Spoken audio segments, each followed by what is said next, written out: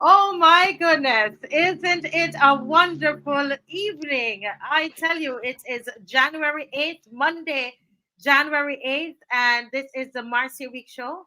I'm Marcia Weeks, and my co host, His Excellency Dr. Ferdinand Nichols. It's a joy to have you here again, sir. Well, wow, Marcia, I mean, from the beginning of the year, my goodness, it's the 8th of January already. Yes, It's just like we started January, and I think is this the first time I'm on for the year with you? I think it is. yes, it is the I first think for the it year. is. Yes, and And what a we miss you, joy. we miss you, we miss you, we miss you. Oh, dear me. Well, there's that old saying where duty calls or danger beckons, be not wanting there. I have been in both of them. So it's really, really good to be back with you this evening and to greet all of these wonderful people. I have been following the show nevertheless. I Yes. have been watching the recordings on YouTube to keep in touch with what is being discussed and the issues that are coming up and what the people are expressing and the concerns that they have. And so it's a real joy to be back tonight with the team and with all of these loyal. I heard you had over 800 people last night. Yes, over 800 people. They log Wow. on, and people are on from very early. From the time the show is set, then people are on. My mouse is giving me trouble here because I wanna just welcome Queen McQueenist. McQueenist. Yes, and she's been on from 6:31. This is a show that starts Wow. at 7 o'clock, right? Yeah. Sometimes at 6:05 they're on, and Dr. Ferdinand, I know that they come on not for entertainment. These are very serious people, and Yes. they Yes. come on because they love their country, and they are some of them. People of faith are praying for their country. This is not a Oh, joke. yes. Oh, yes. Tracy Barrow, who's on Yes. almost every night And, I see her. and Sir Alfred Benjamin from New York, Brooklyn, is on every night that you're on the Yes, show. yes, yes, yes, yes, yes. Pauline Maynard, Wow. welcome, welcome, welcome. And, I often ask them, and they know what to do. And this is so important because we are logging on, doctor, because we love our country and we see what is happening in our country. We understand the responsibility that we have as citizens, and we Yes. recognize that we don't have an opposition in the parliament. We don't have anything in this, no opposition in the Senate. They've just increased actually the government by one, and there's nobody there for us. And so that's why the 280,000 of us, why we are the opposition and why we have to stand up. And so if you're logged on tonight, I'm going to ask you to like this broadcast. Like it, whether it's Facebook or if you're on to YouTube, to go ahead and to like it, because all of that, I'm going to give you a little time to do that. And to let us know sometimes too, Marcia, where they're logging on from, because I see someone on Emerson Bob from the UK, and it just Yes, goes to show how much interest, particularly the diaspora of Barbados, how much interest they have in the well-being of their country. Because they are yes, logging on from Toronto, Canada. They're logging on from Brooklyn, New York. I think we had some people on from one or two other states in Canada. I can't recall. And then, of course, the UK. So it really is really interesting to see how many people, even though they're not actually on island, how many people are really interested in the well-being of Barbados, and that's encouraging. That's really, really encouraging. it is. It is for me. Sometimes, you get a little tired, and by the time I come on and I see them on, and I know these are not jokes, people making jokes or people who just, sensational. They are really looking for solutions to their country. And, Mystic Angel and and Oswald they're looking Luper. out, and they're looking out for you too, because Kamhar is reminding you your disclaimer scroll. Yes, I mean, little yes, things like this that really are encouraging because they want to protect the platform to make sure that it's not, affected like it has been in the past. They want to make, these things are really encouraging to see that advice coming. I remember when I was speaking on the show one night, they kept reminding me, don't say that word, it's the this word. It really is exciting to be with them. And, I hope one day it would be nice for us to meet all of them. Oh yes, my yes. Well, goodness. we have an opportunity to meet Look at that. those that are watching in Barbados. If you're watching Yes. from Barbados, on Saturday, we're all going to be on the street on Saturday. I Oh, am so glad yes. I'm feeling Yes. better. I was having a little problem with my back, but I thank God. I said I can't miss Saturday because I would be in the truck, sitting in the truck, but I will be out there. And I'm glad for health and strength. And I say, Dr. Ferdinand, once I have health and strength in my body, I am going to be out there on Saturday. On And I Saturday, will be there with you. I will be there with you. You can be yes, assured of that. yes, yes. And where are we gonna be? It's Massey Car Park, guys. Opposition. I love you all so much. I really do. We feel like a family. I love the panelists and I love what we do. I look forward to it because, as you said, it feels like a family. They Yes. message me. People already start to send donations. So we're going to get some Instagram ads going. And actually tonight I believe we're live on Instagram. If somebody can check for me and let me Oh, know, wow. I believe we're live Wonderful on again. Instagram. Yes. Yes. Somebody saying welcome. Mystic is saying welcome back, Thank you, Reverend Mystic. Yes, thank you. And a Wayne. happy new year to you as well. Happy new year to you, Judith, as well. Judith Ann Clark.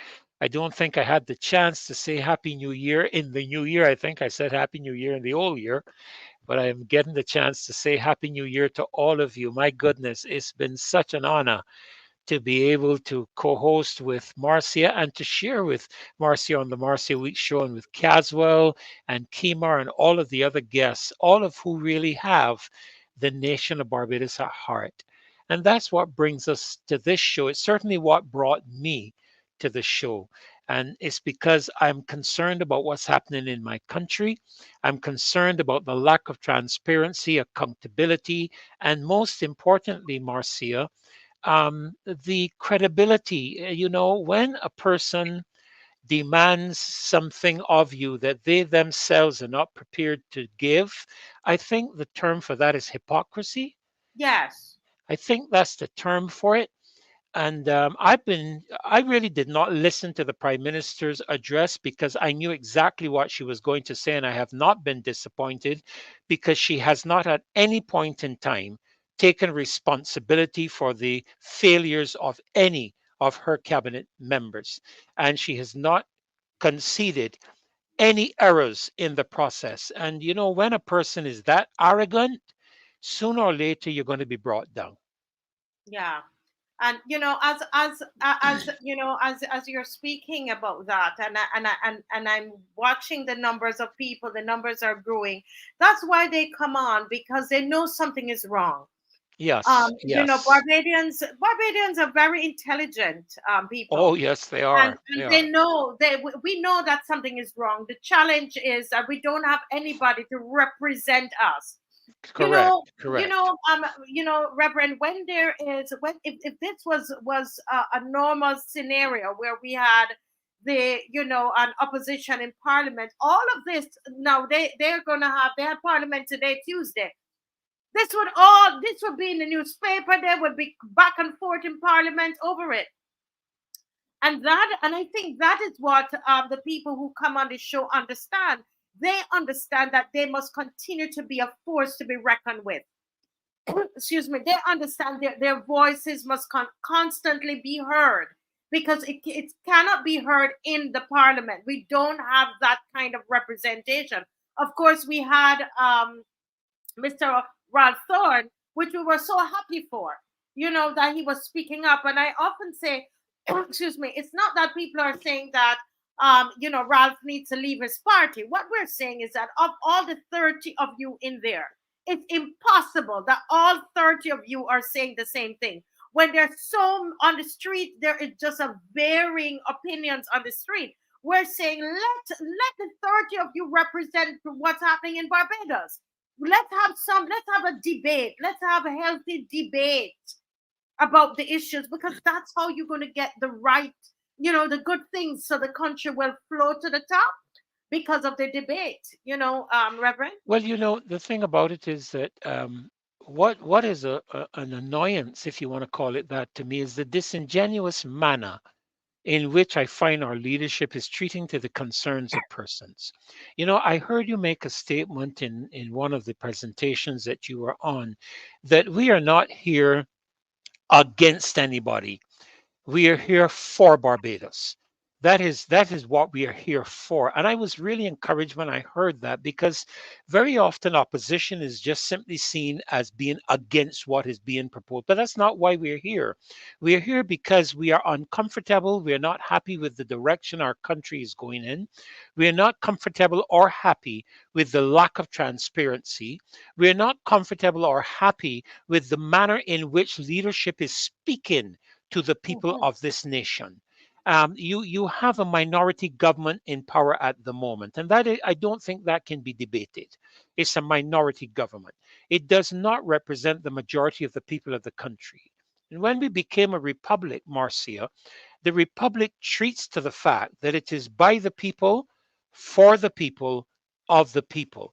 And I have seen neither one of those aspects demonstrated in the past 2 to 3 years since the country has become a republic. Because if that is going to be the case, please don't tell me that these meetings they've been having around the country are the type of thing they're trying to speak to the people. No, those are constituency Barbados Labour Party meetings. I am not interested in attending a Barbados Labour Party constituency meeting. If the government had the interests of the people at heart, they would hold town halls, they would hold Yes, meetings where persons can ask questions without them being pre-vetted before you can get to ask the question. And the platform should be open for DLP, BLP, no LP, whoever wants to express, and face the music with a respect of the people who are before you. yes. Don't get an attitude as if we are imposing on your right of rulership. We have employed you to do this.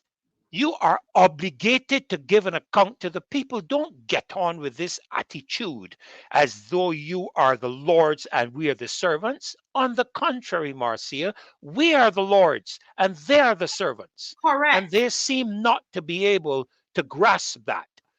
I don't know if it's because the prime minister has been jet setting around the world and meeting with big up people and so on, that she thinks she is above the ordinary common class person in this country. But she needs to be reminded that she is a servant Servant. and not a master. Actually, the word minister, if you want to go and research the meaning of the word minister, Yes, it means servant. correct, correct. It You're means absolutely servant. So the correct. prime minister is the first servant. Correct. It's the prime minister means the first servant. Do you see her serving this country? Nope, I do not. That's the thing. I do These not. they are to be servants. The minister of foreign affairs, the minister of education. These are servants that are placed there, and we pay them to serve the Correct. And country. and and Marcia, when they take the oath of office is to serve. When they take that oath of office at the president's house, at President House, which was government house, the oath is taken to serve. Hmm.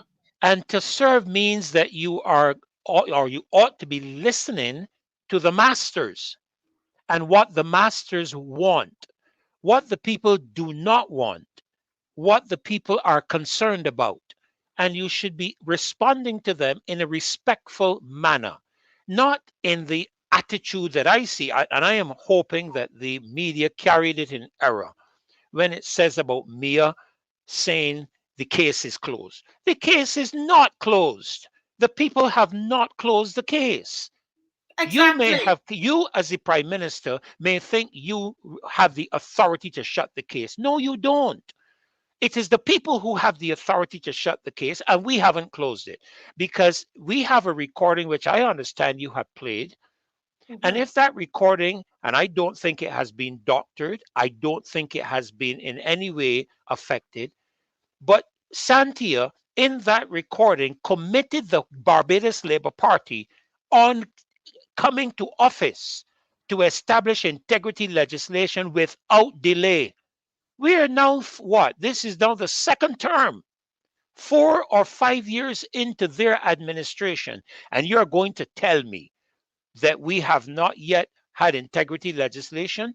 And even if we didn't, Marcia, because you have said so, you should have taken the initiative, not hand your assets into an envelope to hand to somebody when the law is passed. If you want transparency and you want to do something different to what the last administration did, then you should have come right out without any law being needed and said, this is Mia Motley's assets. This is Santia Bradshaw's assets. This, because we are transparent. We are not going to be like the last, but they didn't.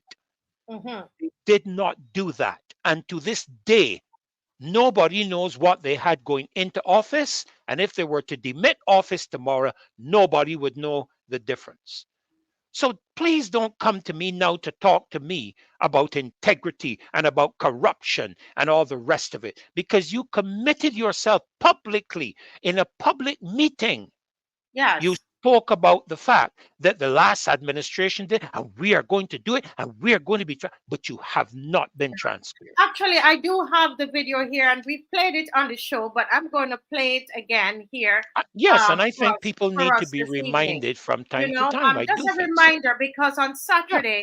On Saturday at 10 a.m., this is one of the issues that we are going to be on the street about the opposition, and we understand exactly who we are. We're not afraid. No, we are not. We know we are playing our part. Yeah, and so this Correct. is what it's about. Correct. So Saturday at 10 o'clock, dress up and come down and represent. Okay, so this is it We here. have had a situation where this administration came to public life, telling the people of this country that they were going to introduce integrity legislation. Y'all remember that? We have I think Sure. the level might have been a bit low. Okay, let's see. Let's see we it have had again. a situation where this administration came to public life, telling the people of this country that they were going to introduce integrity legislation. Y'all remember that? That they were going to hold themselves accountable to the people of this country. That they were going to stamp out corruption in high places. I want you to hold on to this statement. It's going to be really important throughout this video. Remember what she's saying, personal accountability and the stomping out of corruption from the highest levels of government. Time comes because you know the Barbados Labour Party has come out front and we have brought a draft integrity legislation bill. We are not waiting till we get to Parliament to hold our members to account or to let you then have to talk with us to talk about whether we are putting corruption legislation in place. We have taken it on ourselves to ensure that we are going to be held accountable to the people of this country. This was at the time, member of the House of Assembly, Santia Bradshaw on March 5, 2018 at Montgomery Pasture St. Michael, one of her campaign rallies. Without a hint of irony, in all of her righteous indignation, she stands before you today as the Deputy Prime Minister who vaingloriously declared the Barbados Labour Party is taking the charge against corruption with the Integrity in Public Life Act. I'm here to tell you, to this day, 5 years on from this very campaign rally, it is not proclaimed. It still cannot be used to hold those in positions of power accountable despite the fact that it has passed both the House and Senate. So we're asking as concerned members of the public, Deputy Prime Minister, what's the hold up? In a 30-0 majority within Parliament, what excuse does she have? What can she affirm to you as the reason for this, other than personal interest? And that is the situation that we find ourselves in this country today, where people are asking legitimate questions about whether there is one rule for people in high places and people in low places. And that madness has to stop in this country. And the Barbados Labour Party has given you the assurance that we will be governed as members of an administration to stamp out corruption in high places. And if a couple people got to get locked up for doing things that they did before, then they got to get locked up. So why aren't you getting punished or locked up, Deputy Prime Minister? Where's the check? I told you that personal accountability would be important. As reported by the press and confirmed through the judicial system, the Deputy Prime Minister was found in possession of a check addressed to her personally on behalf of Errol Clark Associates valued at 7,500 Barbados dollars. Should you not know who that is? Errol Clark Associates is a consultant engineering firm, the one in charge of the repairs in Whitehall. In fact, I'll provide a photo of the same Errol Clark sitting next to technical officers dispatched to discuss with residents of the area. The Deputy Prime Minister is also the Minister of Transport, Works, and Water Resources. In other words, it's the agency in charge of seeing those repairs done. The Deputy Prime Minister also claims this is something she had consistently done even before she had been a Member of Parliament as a means to provide for her constituency during Christmas. Now this is where it gets ironic. By virtue of the legislation passed by the Barbados Labour Party, the fact that she did not disclose this information, nor did she deliver this gift, or as she says, donation, to the Minister of Finance is in violation of the legislation she spearheaded. Furtherly, she claimed it was not a personal check. If it was not, by the legislation she had spearheaded, she would have to deliver it to the Minister of Finance, something she had not done, and something she had not expressed the intent to do. But she could have never reported it to a commission for them to determine if it was personal or not, because the legislation is not proclaimed, therefore it did not exist. In other words, she could not be held accountable, nor could she face consequences for breaking the public's trust because of a technicality. But here she had been, telling us tales, haikus to personal accountability, integrity, ethics, and justice regardless of standing, without any intention of following those same standards. Will the people of Barbados now take a stand against corruption and favoritism? Precisely, Marcia. I made some notes as I was listening to that conversation. And I want to say this. The statement is made that she is used to having this kind of donation given before she came to Parliament. But the fact of the matter is, you are now in Parliament.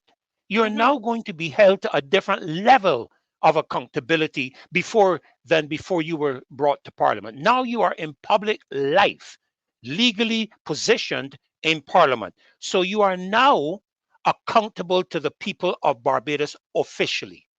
I have to laugh at that when she talks that rubbish. Then you talk about people getting locked up. On the basis of her conversation that we just listened to, she ought to be at Dodds without any discussion on the basis of what she said. And she also made the comment that they're not waiting. And I made the note. She said, we are not waiting until we come to office. We already have established integrity legislation. We are already holding ourselves accountable to the people of Barbados. Well, if that is so, there's no need to wait for 5, 6, 8, 10 months for proclamations to be made. You have made yourself available for accountability to the people with immediate effect. This is nothing to do with a proclamation, Marcia. This is nothing to do with legislation. This is to do with integrity. This is to do with credibility. This is to do with you honoring your word. And because in this level of office, you fail to honor your word. I am looking at an article, Marcia, that was just sent to me, where the Nigerian poverty minister was suspended over money in her personal account by the minister in Nigeria. But we have a prime minister here now who knows that this Bradshaw, and I know the family quite well, and I have nothing against her, but when you breach the trust of the people, you no longer qualify to remain in office. And that is what has happened. She has breached the trust of the people by accepting a check in her name in excess of what is permitted.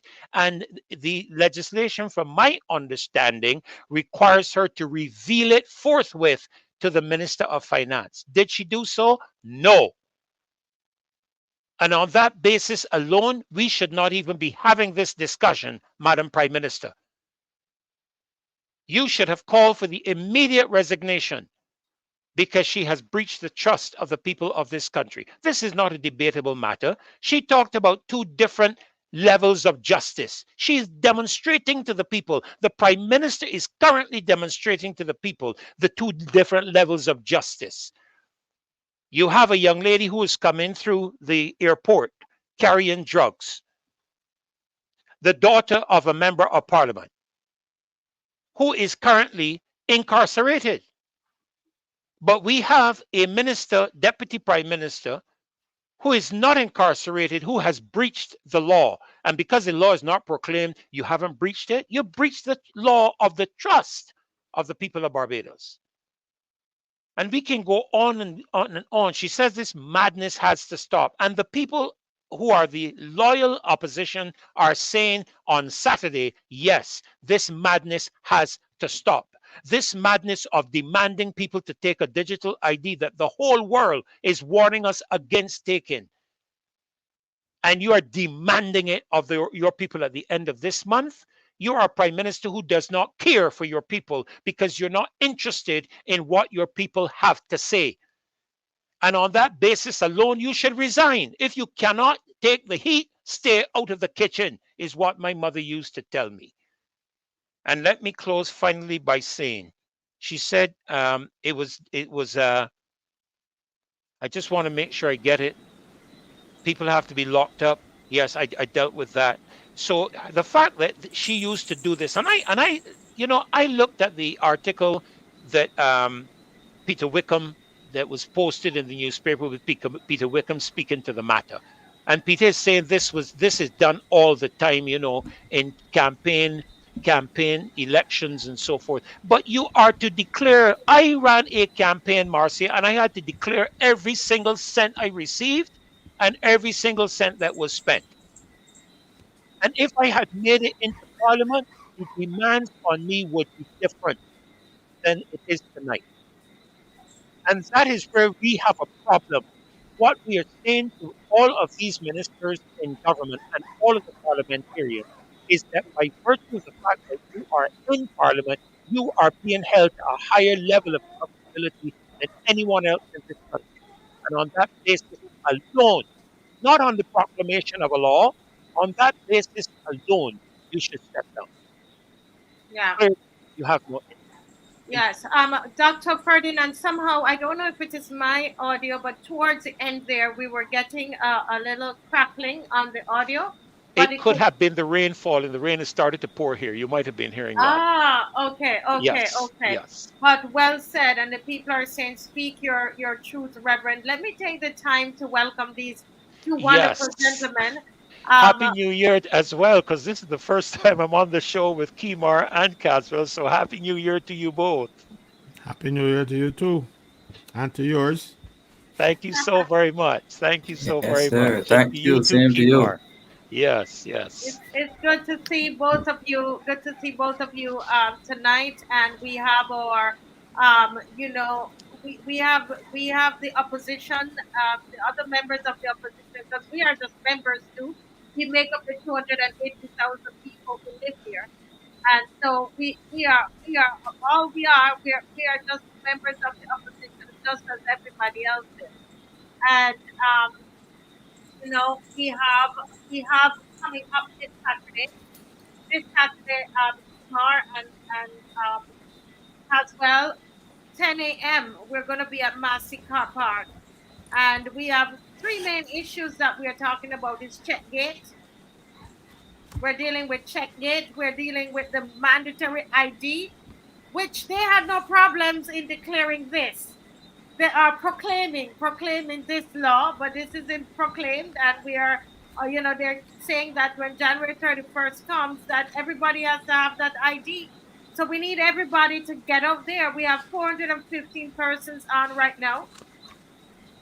And listen, even if half of us could get up there on Saturday, 10 o'clock, to show our disgust, to say no, to say how we feel. Numbers matter.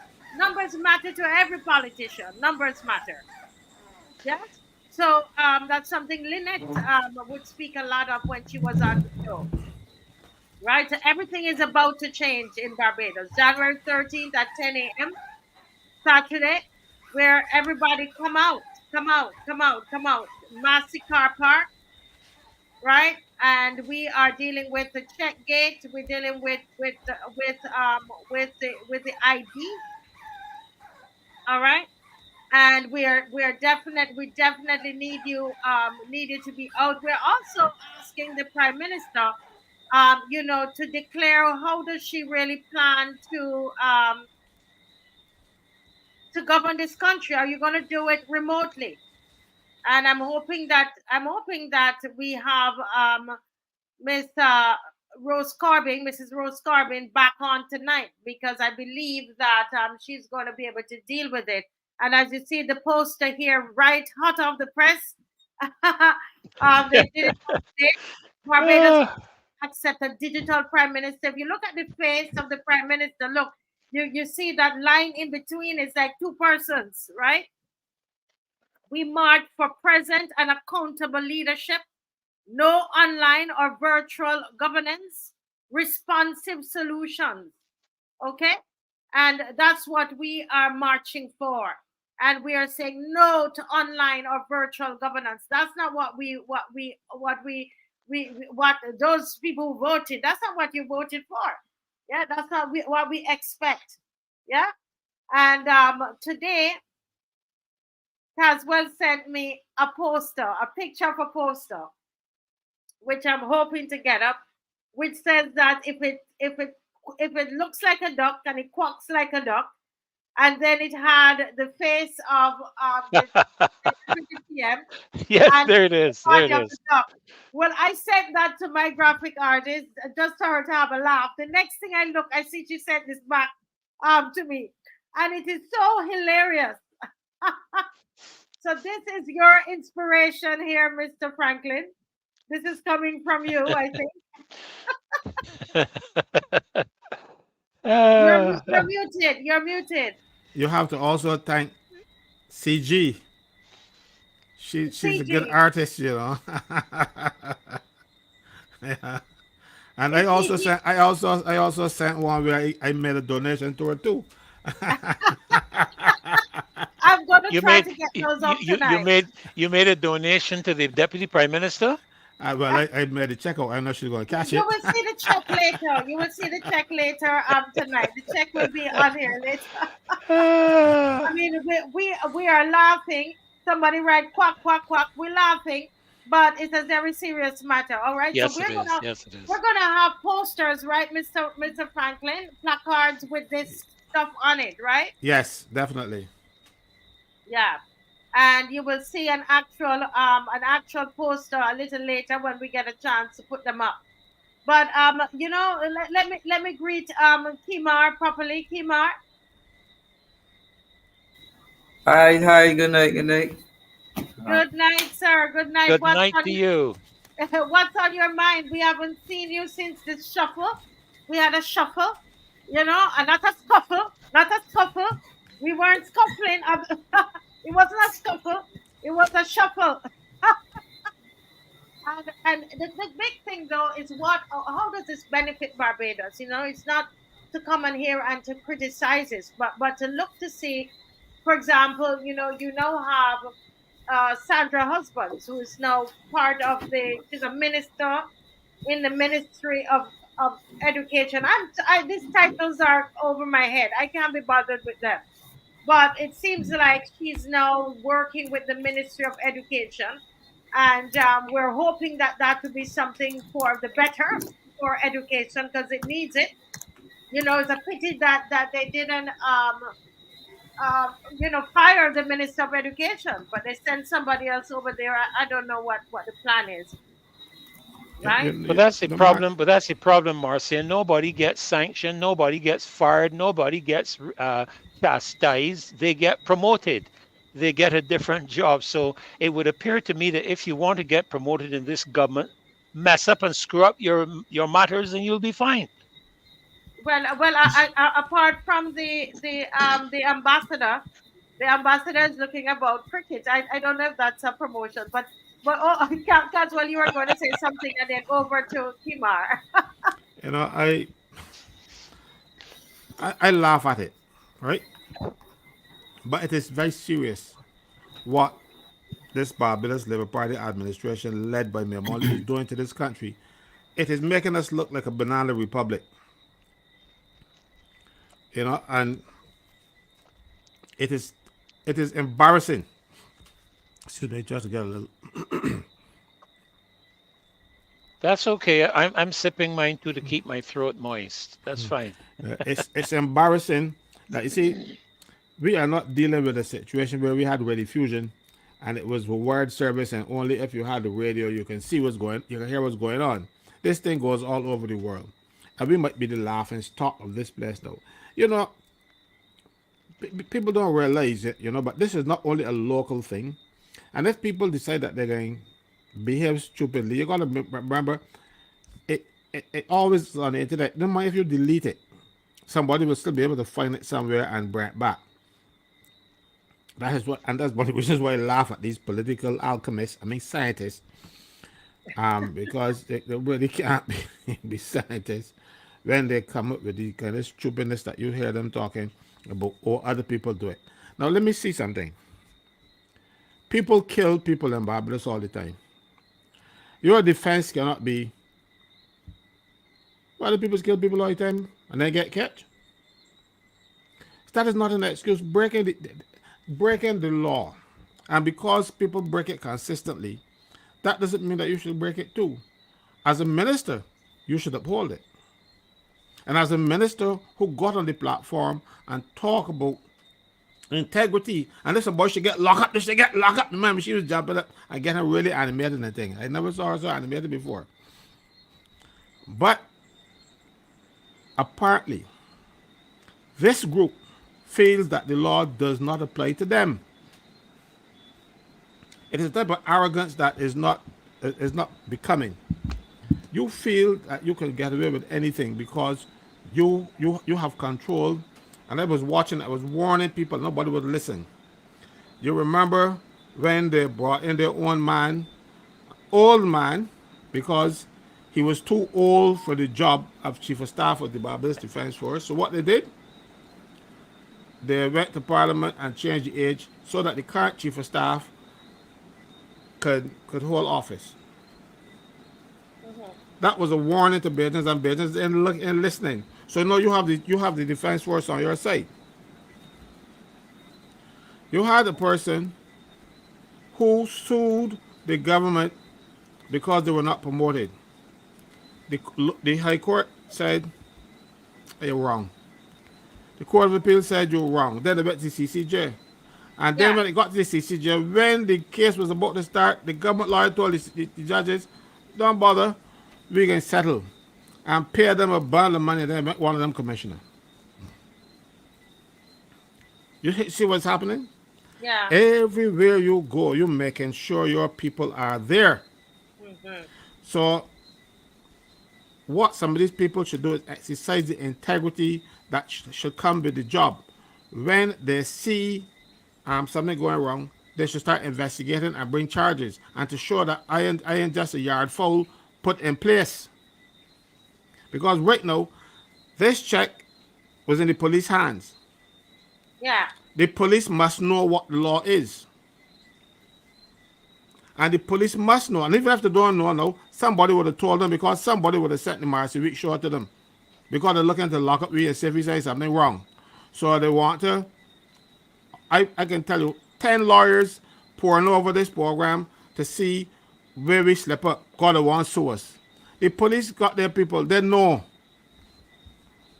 You don't have to wait for a complaint from somebody. Because if you go, police go to the road and see a fellow lost the road dead, and nobody don't complain, they ain't gonna do nothing. No, you know that there's a breach of the law. You know there's a breach of the law because you got a check signed by a person on behalf of a company given to Santia Bradshaw. That has been against the law since 1929. And that law is still in force. So even though we do not have the one that we say, oh, it is not proclaimed, That one isn't proclaimed, doesn't help her because she is still in breach of one that she can go to jail for 2 years. The one that isn't proclaimed says she could go for 6 months. So I'm saying that isn't proclaimed. You see, I tell you, these politicians don't read. First thing you must do as a politician is to learn your craft before you go there so and pontificating about it. And that's what the prime minister does. She's a bluffer, and she goes up there and bluffs without knowing the facts. I'm going to give you an example. With me and them, I consulted with the Prison Officers Association, the Police Association, the Fire Service Association. So when I was asked to do any sort of consultation, I really asked. I read the Fire Service Act, I read the Prisons Act, and I read the Police Act. And one day I saw this news item about some person being made a deputy commissioner of police, a second deputy. I said something wrong here. I remember reading that act weeks ago, probably, and they said there's only one deputy, you know. So I went back for the act to make sure that I was correct, and it was. And I made a little noise about it. I was pilloried by the people at the Attorney General, Prime Minister laughed at me, and all kinds of stuff. And then eventually they came to Parliament and passed a law to amend the Police Act to make 2 deputies. But already the fellow was in place and working. But they don't check. They don't read the law. They might say that they might honestly feel that you could do it because this act is not yet enforced. The Integrity of Public Life Bill is not yet enforced, that they can go and breach the law and get rich. I don't want to talk about myself all the time, but when that came before Parliament the first time, I said to them, it's not going to pass in any hurry. It's not going to come into force in any hurry because these fellas not going to get rich. And I was told that I was imputing improper motives, the thing, you know. But they had said that they're going to bring it within this act, which should have been in place, and within the first 100 days of Barbados Labour Party getting into power. Well, they had 5 years. And I know a year, it's a hell of a lot more than 100 days. But that was talk for the campaign. That was talk for the yard fouls. That was talk to give people the impression, oh, we serious about this business and all kind of stuff. They weren't serious. They never were serious. And up to now, 5 months down the road, if you had all this time to put this legislation in place, what are you waiting for? Right. It isn't only 5 months. It is, Santia said on the platform that they have their own thing ready. This is before the Dems were ousted in 2018? 2018. This is the Dems before they were ousted. She said, we got our own thing ready. We're waiting. We can put it in place. We can show them make business, and if people should get locked up, they're going to get locked up. No, she is the person that should get locked up. You know, don't mind nigga, mind the actions. You cannot go out there, pretend to be also high and mighty, and then do exactly what you said is against the law. That act was put in place. That particular section was put in place. Get them, Snow. That act was put in place. Snow, get them. Sorry. Snow wants to contribute to the conversation. Even Snow knows that something is wrong. No, that is wrong. Yeah. That act was put in place because the Barbados Labour Party, while outside of office, when they were in opposition, they claim to have recognized that there's corruption in Barbados, and it should be punished with imprisonment. You don't go and pass a law just because and put penalties in it just because you feel it passing something. You do it to remedy a breach, something that you see is wrong, and you want to punish that wrongdoing. So they recognize taking money from people is wrong, and they say, well, they should get locked up for at least 6 months, a maximum of 6 months, and then you're going to pay back up to 3 times more than the people give you. That is what they put in law. And to say that it is not proclaimed it's intellectually dishonest. You know, you know, you're saying it was wrong. Not, but again, as I said, I tell you, even though that is not in place, there are several other pieces of several other laws. The statute law is the Prevention of Corruption Act 1929. That is still in force in Barbados. And it says that there at Section 7, if you get a chance to look at it, there is a presumption of corruption when you take them kind of things. So there is a presumption, I presuming, there's a presumption that Santi is corrupt. And she has not proven to the contrary. Now, again, I must say that the Director of Public Prosecutions must know about this. The Commissioner of Police must know about this. In fairness to the Director of Public Prosecutions, the Director of Public Prosecutions does not initiate an investigation. When the police investigate, they report to him or her, whoever the person is now, I don't even know who it is, report to them, and that person then decides that the police, nah, you ain't got no case, or this person won't prosecute it. So I am asking the police, beseeching them, do your duty. Don't neglect to do your duty, because you might have some affinity to the Barbados Labour Party. That is not your job. You must come in and be even-handed. If any of us on this thing, Kimar, Marcia, you, Freddie, had broken the law and they saw it, then I said, man, cut there, let me give you a thing. Mind you, everybody breaks the law sometimes, you know, but then people use their discretion. But not when it comes to something like this. We are trying to stamp out corruption. And the way to stamp out corruption is for the Deputy Prime Minister to receive a check and say, oh, other people do it too, we do it all the time. If you do it all the time, you were saying that people are doing it all the time, and that was wrong. Correct. You said it was wrong, and you put a law in place to punish it. And You put another law in place. You put another law in place to punish it.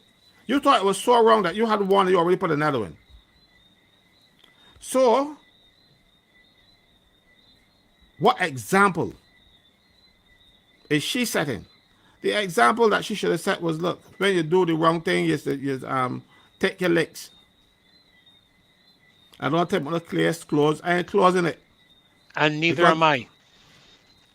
Because there's a court of public opinion. That's the court I prosecute in. Because I'm a lawyer, so I can't prosecute in the magistrate's court or the high court. I can prosecute in this court here, and I prosecute in this one, the court of public opinion. I have not lied. I have not defamed anybody, because what I've said is the absolute truth. There was a burglary. The burglar went in and stole some things that were in her office. One of them was a check. Now, to show you how arrogant and how stupid these people are, you know, if some person came to my house and took something that I shouldn't have, why didn't I tell the police about it? Mm-hmm. Because I'll be telling the police, look, I steal this thing and somebody took it from me. That's essentially what happened here, you know. You're basically saying to the police, I committed a crime in receiving this check, but don't mind that, he shouldn't thief it. Now, when you have a situation that it shows the arrogance of these people, they show that they can break the law, and they know that nobody going to touch me. But if somebody break the law in respect of me, then it's another matter. Because no, I have pedigree. You remember she had pedigree during the St. George campaign. She said she got pedigree. So that pedigree says to us that I'm above the law. Nobody in Barbados should be above the law. We have, for instance, right now the president has immunity from prosecution. They gotta do that for some reason, I don't know why. But if her behavior is such, Parliament can take her out. You know, so even though she might have immunity from criminal prosecution, Parliament can still deal with her. Mm-hmm. So why is she so special? notwithstanding the pedigree. Why is she so special that she can breach the law and then suffer no sanctions, nothing for it? So which is she, a Mede or a Persian? Further, you tell me which one this is, because now it's too close with these things. There's a one law for the Medes and another for the Persians. She's a Mede, right? I think she would be a Persian. A Persian? Yeah. I think so. I She think the above the Persians law. were the more powerful. I think the Persians defeated the Medes, but my history I have to review. So she's one. I know which she is, but she got to be one of them. Because the law, these particular laws don't apply to her. And for idiots walking around the place calling themselves political scientists and they should be educating people. They should be telling the people, look, this thing wrong. No, but other people do it too. It's happened all the time. If it happened all the time, it's wrong. But that doesn't make it right. That's Correct. what I'm telling you. Doesn't make it right. But you know what happened with this government? When you're breaking the law, they just pay you to stop. So they're gonna give you another check. Because when the murderers were doing the foolishness, they gave them $7,000, $8,000 for the big fellas and the 2005 for the minor criminals, and telling them, well, stop committing crime when they're making me look bad. And the crime rate went down, and the murder rate went down, simply because they feel the way to deal with crime is to give the criminals some money. So they probably may feel that they're going to get Sandy another check. We have to, somebody said, if that man didn't steal the check, we would never have known about it. I am Tony Paris. That is correct. But they're going to ask how many more checks were given that the boy and thief. They set me to wondering now. And also, if you look in the newspaper, I think it was the 30th, I don't have it before me, but I think it was the 30th of December. When she said, oh, the people do this all the time. She acknowledge. And you don't acknowledge a crime and then, yes, you do acknowledge a crime when you're in court and you tell the judge you're guilty. But what happened? Why she is not in court? Just take it. Let me announce here now. I am willing to take any amount of $7,500 checks that your baby bring for me, because she can take them. All right, so she can take me. Want to take some too. Well, I'm sorry, Caswell, but 7,500 is not enough for me. I need about 10,500. Any figure above 10,000. Look. You remember some time ago I made the statement that we have to choose between morals and integrity and politics. I'm seeing comments being made about people referencing the previous administration. Listen, wrong is wrong, no matter who engages it, whether it was previous administrations all the way back to Grantley Adams, or if it was just the last one or the current one. Wrong is wrong. And we are now living in an era where people are demanding a different level of accountability from their leadership, especially having come through the pandemic, Marcia. People no longer trust governments. There's not a citizen on the planet that trusts its government anymore. And because of that, there is a different level that government officials are now being held to. I mentioned this Nigerian minister. Do you know what caused her removal from office, Marcia? Public outrage over the scandal. That is why we as the people have to get up and show public outrage. That is what is required, because we are not in Parliament. You said it earlier tonight. We don't have any representation in Parliament. I have every confidence that this party and government will do the wrong thing. They have shown it by every turn that they take. Those little things they gave us, that was the wrong thing to do. We were guinea pigs. That I give them, not me, because I don't want none. The digital ID, which was not a Barbados project. This was something foisted upon us because the people in the international community who we try it out on us. They want to test it on us. You know, everything that they do, mind you, is coming from outside.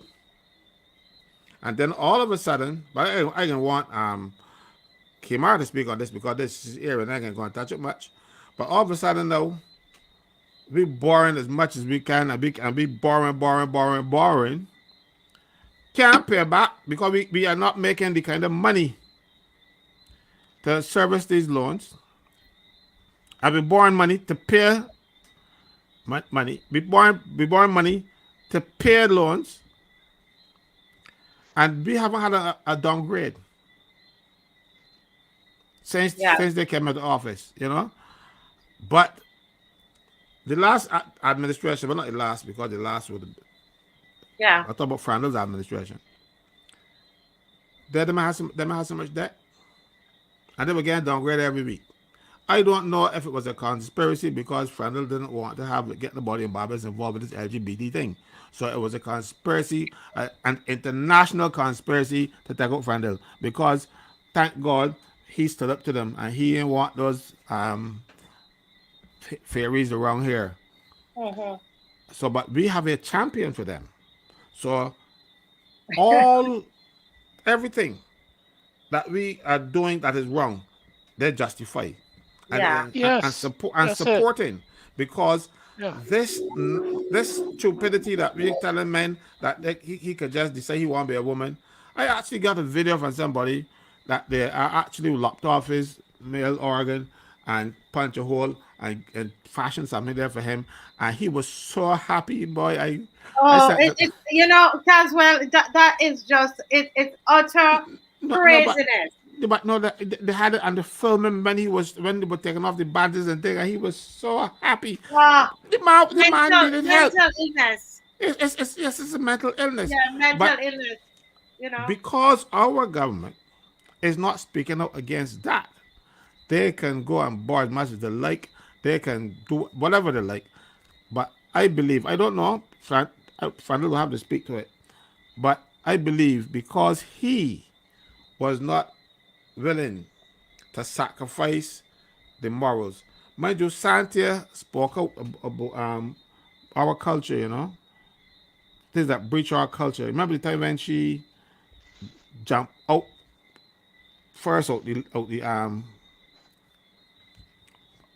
the pen to criticize the man on the minibus. She said that we got condemn things that not within our culture. I can't remember the exact quote. I was in the Barbados today, I think. Mind you, I stopped reading them and I stopped talking to them, so I don't. I might still be able to find. While you get that ready, let me just say to people, go ahead. I have it. She says, go ahead we need to call out. We need to call out those who introduce and perpetrate behaviors foreign to our culture and upbringing. Santia Bradshaw, that was a quote from Santia Bradshaw. So I am calling out because I do not believe that corruption is part of our culture and upbringing. Because I know when I was a little boy going to school, if you find a pencil on the road, remember to take care back, you'll find it. Don't bring it to your house. I know that quite well. So, and I know a lot of other parents who did similar things. So when you are telling me that, or saying that this is not, but she's actually saying no, by her behavior, that it is not foreign to our culture. I can tell you that true, because them old people don't want you to go dodge, and you cannot find anything on the road.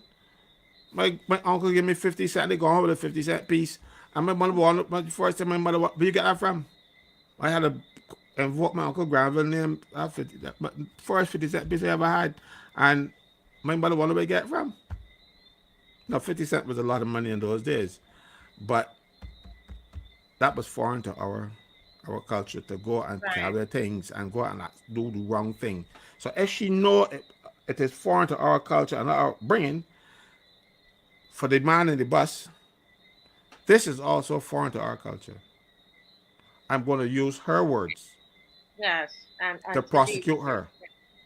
Well, I see Kimar is here, and so we've been talking about the PM's address, really, and where, she said case closed as it relates to this check gate here.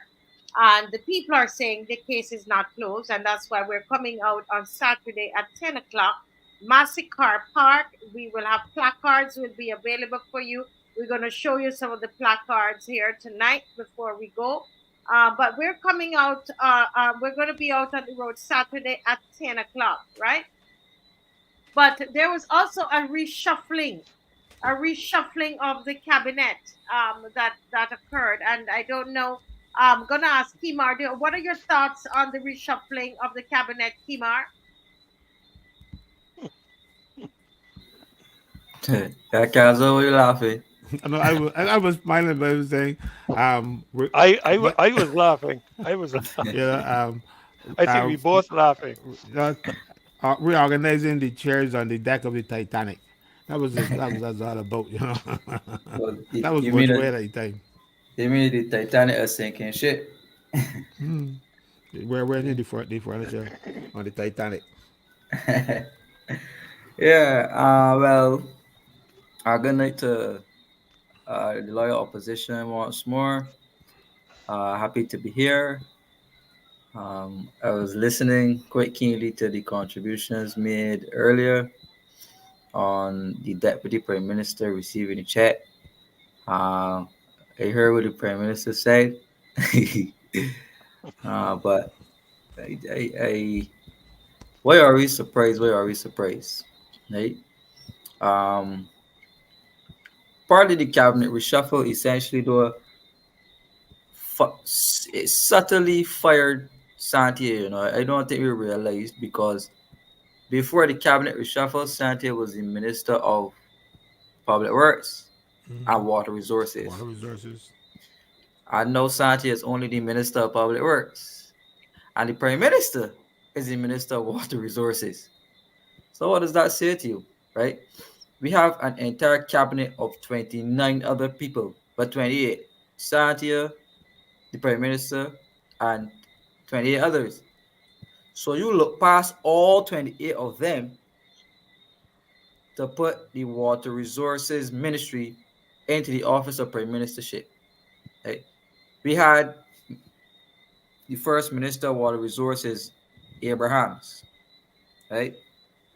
Then we had Charles Griffith in St. John. Right? Then we had Santia. And now we have the Prime Minister. So that is four ministers that we had of water Yeah, resources since the government came in. four ministers in 4 years, right? 4 or 5 years. 5 years. Right? We had four of them. Right? Now, why the topic of water is very interesting for me is because the Prime Minister came out and tried to attack me about water authority. Right? And she put water authority directly under her portfolio. Right? So that is about five ministries that she has within her office. She has, I don't want to lie on her. I'm gonna quote it. I have it written down here. She has culture through Chantal Monroe Knight.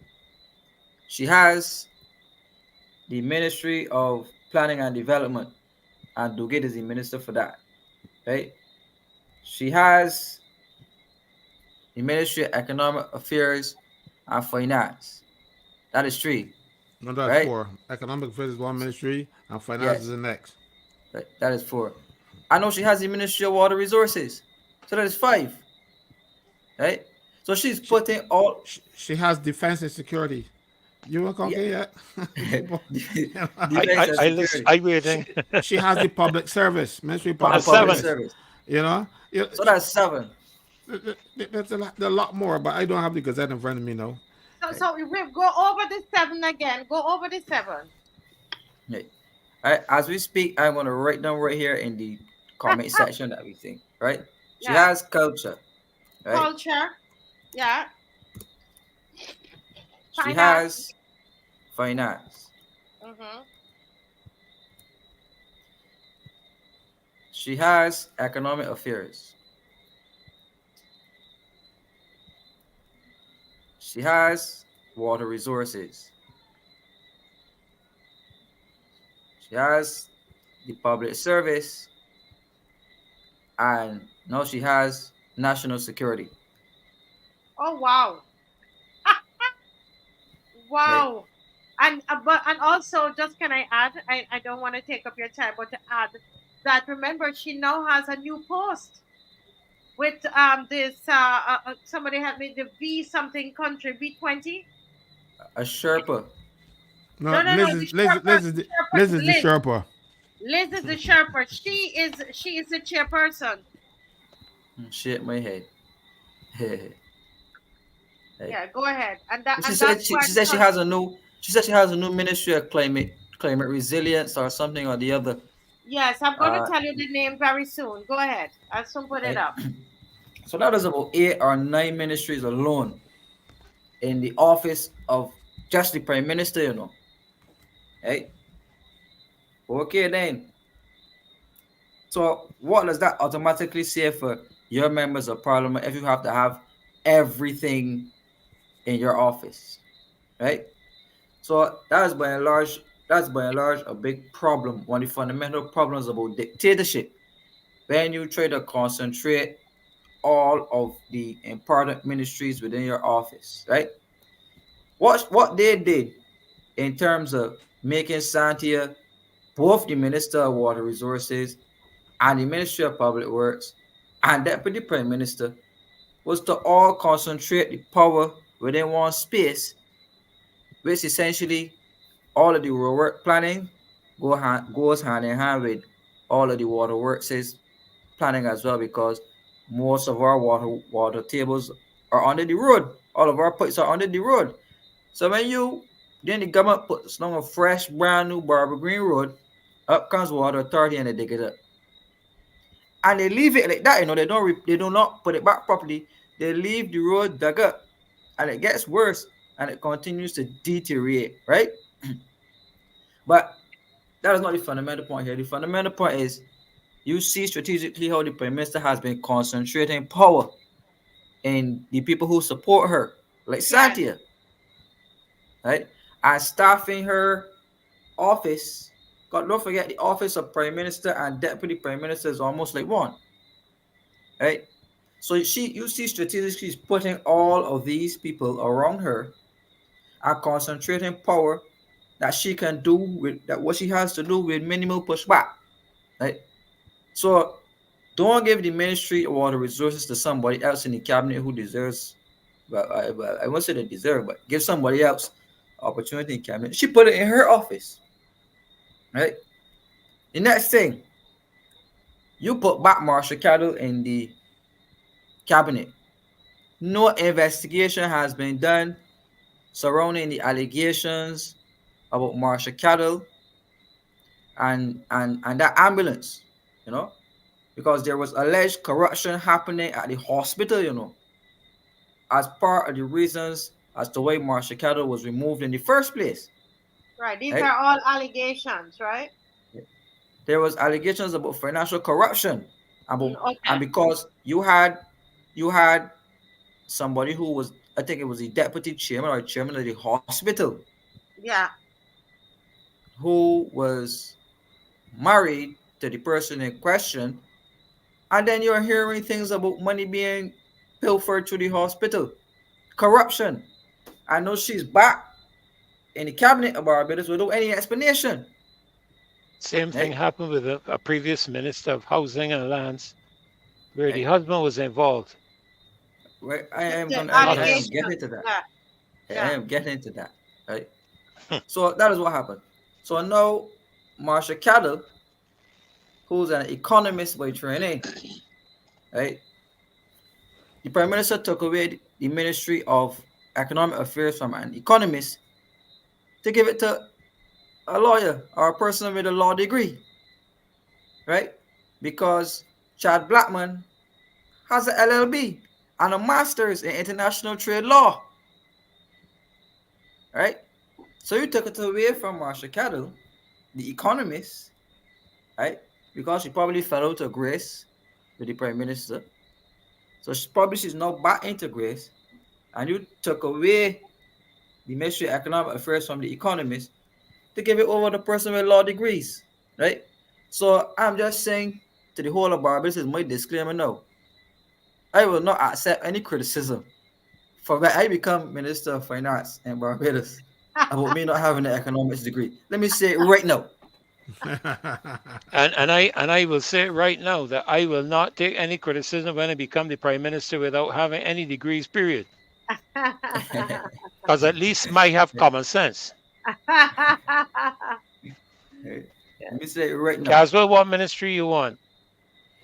Me, John Secretary, Unity Workers Union. Okay. Yeah, man. But serious on a serious note. Now, congratulations to Chad Blackman. I don't know him personally. So I won't make a comment on him. I will need to see him doing something in your role, see what he can come up with. If he's given you opportunity to come up with something, or unless he's going to be a yes man for the prime minister. I see Ryan Strong is back in the Ministry of Finance. This is Ryan Strong who wrote a letter to the IDB on a questionable circumstance. Again, more financial corruption. Right?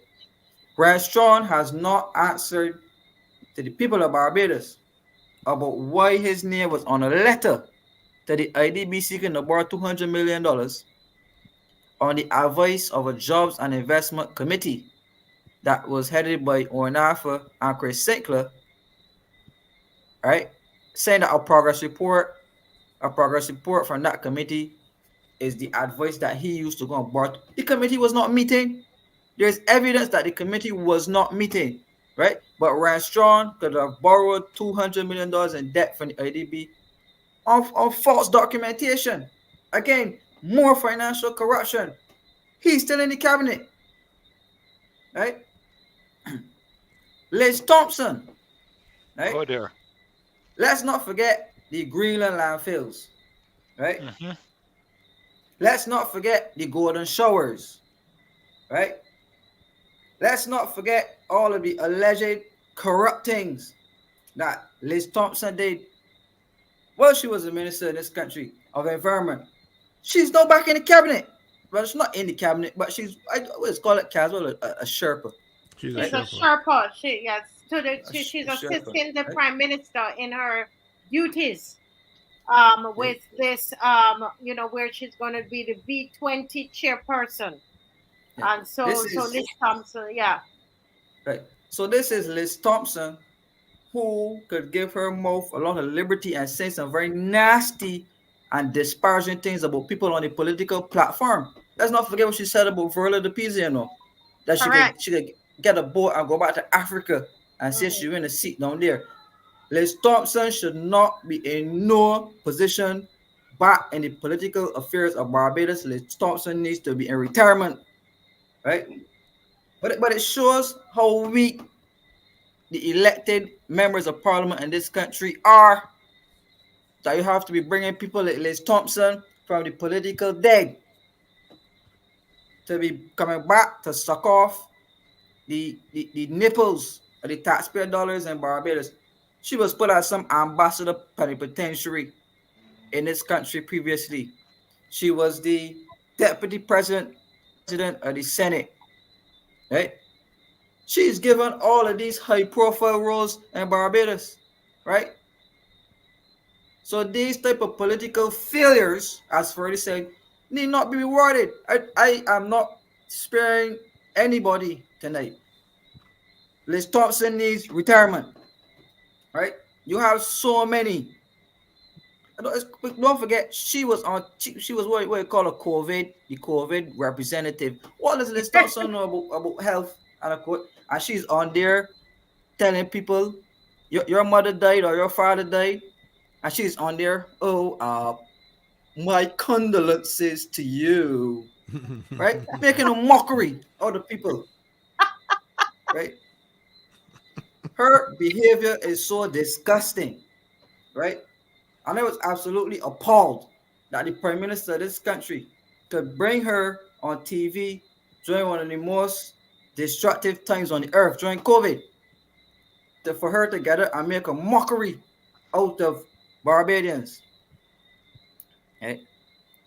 But she needs not to be back in. They could have given some young person an opportunity.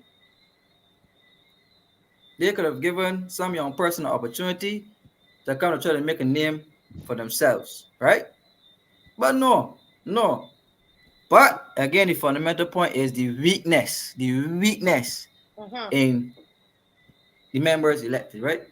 Let's not forget we started out with the prime minister's economic. She had one of the biggest economic teams in the world. She had Passad. Kevin Greenwich, Prasad, Clay Moscow, Mhm. right? Ian Carrington, Rock Clavester Haynes was the governor of the central bank at the time, right? It was a whole big team, you know. So now all of them have fallen by the wayside. I have not seen or heard Clay Moscow much since he came out and said that they made $80 million when he switched that. So I don't know if they muzzled him since then because he let out too much information, right? Prasad has gone to higher heights now. He's now the climate advisor for somebody else in the world, right? Uh, Clarissa Haynes, he's now gone off to Ireland, right? So the economic team has crumbled, right? Marsha Calder was fired, right? So she's now moved over to another ministry, right? Yes, right. Thanks for the disclaimer, Pastor Richard. As we say, congratulations to Chad. Let us see what he does in the role, right? So as I was saying, now the next point that I want to make here is that the prime minister continues to concentrate a lot of her ministries. She's giving it to senators. She's giving the power to senators, right? At first, we had Lisa Cummings, who was the minister of tourism through the Senate, right? Not elected. She's now minister of energy. You had Jerome Walker, the minister of health. He's now he's through the Senate, He was previously foreign affairs, no health. no health, right? I know you have Chad Blackman, economic affairs through the Senate, But and then you have wasn't he health before the work as well? And He held the Ministry of Health before. before, but not Yeah, with Arthur. yeah. You And then know, he was someone and then just go ahead. I'm sorry. not with yeah, Arthur. He was in health. Then with Mayor, she came and he was in foreign affairs. And then when you want to keep your enemies close, you carry Simmons with you when you're traveling. So she don't want you to. So she put him in foreign affairs so he can be always out the island. So he's not going to be able to service his constituency. So Carrie Simmons is riding on the clocking up the air miles, but he's not clocking up any miles down at St. James Central. And I think that's deliberate. But Yeah. the best person to be a minister of foreign affairs is a person from the Senate because yeah. they don't have a Well, constituency to service. That is why you see Maxine was Minister well, of Foreign Affairs and but under Fandel and under Thompson because they understood that the Minister of Foreign Affairs is not a person who gonna be traveling a lot. So I think Jerome missed yeah. the traveling. Well, And Yeah. but Caswell, what happened here Kimar, is that just a you know comment that from somebody here agreeing with you. They said the presence of this came through via WhatsApp. The presence of Liz does highlight the weakness of the 30 MPs. Sandra husband has been around a long time and has not been made a full minister. So they're just agreeing with you. Yeah. but also Rommel yes, Springer. Rommel Springer has been along. He's Dr. Rommel Springer, and they had him in education, doing nothing previously. No, he is no, but he's still a parliamentary secretary. You'll forget about him now. He saw, but then again, he was George Payne's man, and George can't bring it on no more. There are too yeah. many of them, though. But Yeah, but Carlos, so you were saying that Carrie Simmons, but you know that this role of the Sherpa actually neuters Carrie Simmons, right? Because that V20 thing is a responsibility of the Minister of Foreign Affairs, you know. Mm-hmm. Not only Liz Thompson, are you dragging Liz Thompson from out to the Senate, right? And giving her the role of the foreign minister under the disguise of a Sherpa, right? So if you listen to the Prime Minister says that she has to have help in terms of the heavy lifting, right? If you wanted help, you look past all of your ministers, right? To go to get Liz Thompson to have her chairing this V20 thing, you know. Kerry Simmons should be doing that. But it says a lot about the trust levels that the Prime Minister would have for Kerry because she don't trust Kerry Simmons, you know. Right? Well, maybe But because he's it's not a woman. absolute Maybe crass, because he's right? not a woman, he's a man. Well, yeah, Well, Kimara, I the don't other know. ministry that she has also is planning and development. Right, I say that it had to be Okay. Dugate in it. Right? So I just got that as a I just WhatsApp take message, so I pass it on because the yeah. people that listening didn't hear you, so they sent it here. You see the opposition we have, they keep us informed. Yeah.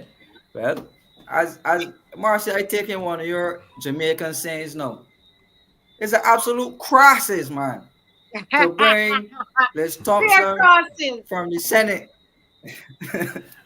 right? To bring her, to push her into the face of people, right? When you have Kerry Simmons, who should be doing that role, right? They took Kerry Simmons all over the world. He was in France. He was in Europe. He was all over the place as foreign minister, right? I know the prime minister is saying that because she's being criticized for not being home, and she's never home by the way, right? She lives abroad, but she visits here, right?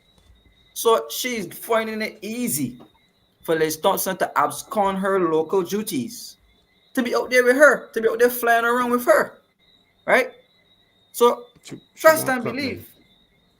But right, she probably doesn't find Carrie as a good road pal, you know, to share some secrets or like. So he's being smartly pushed to one side under the disguise of a Sherpa. And I could bet you what is the compensation for a Sherpa? Right?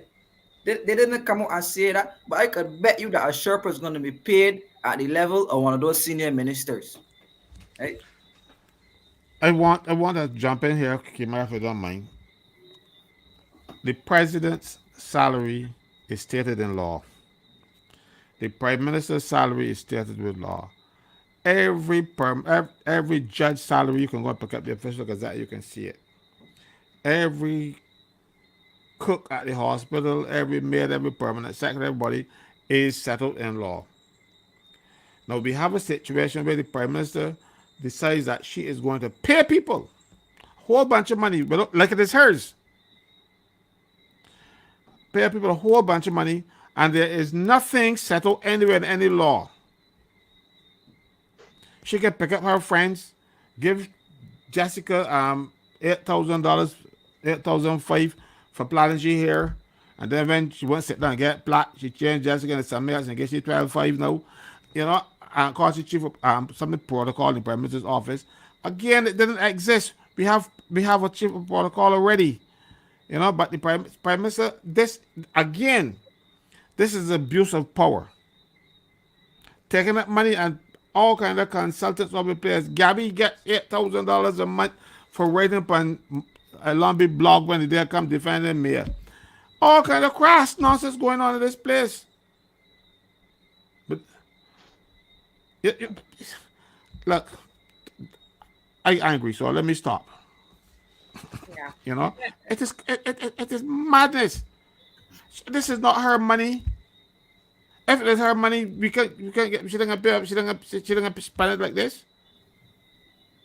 Mm-hmm. Well, Yeah. All right. Continue, Kimar. yeah.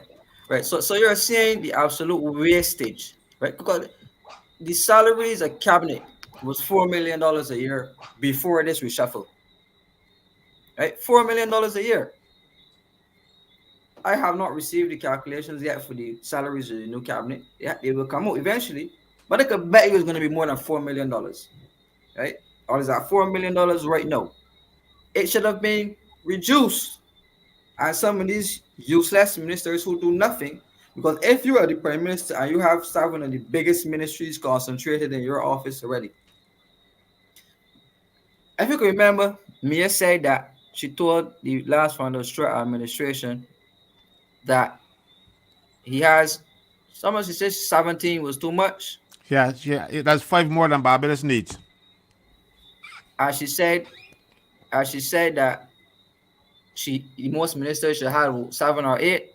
No, no, Most she said ministries, she said Franklin had 17, cabinet had 17, and she said Barbados needs um no more than it's five more than Barbados needs.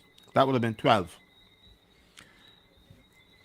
right? So and then after The 12, right? yeah, she said that 12 was supposed to be maximum, and then she bent and get 26. You remember that? I know she got to get more now.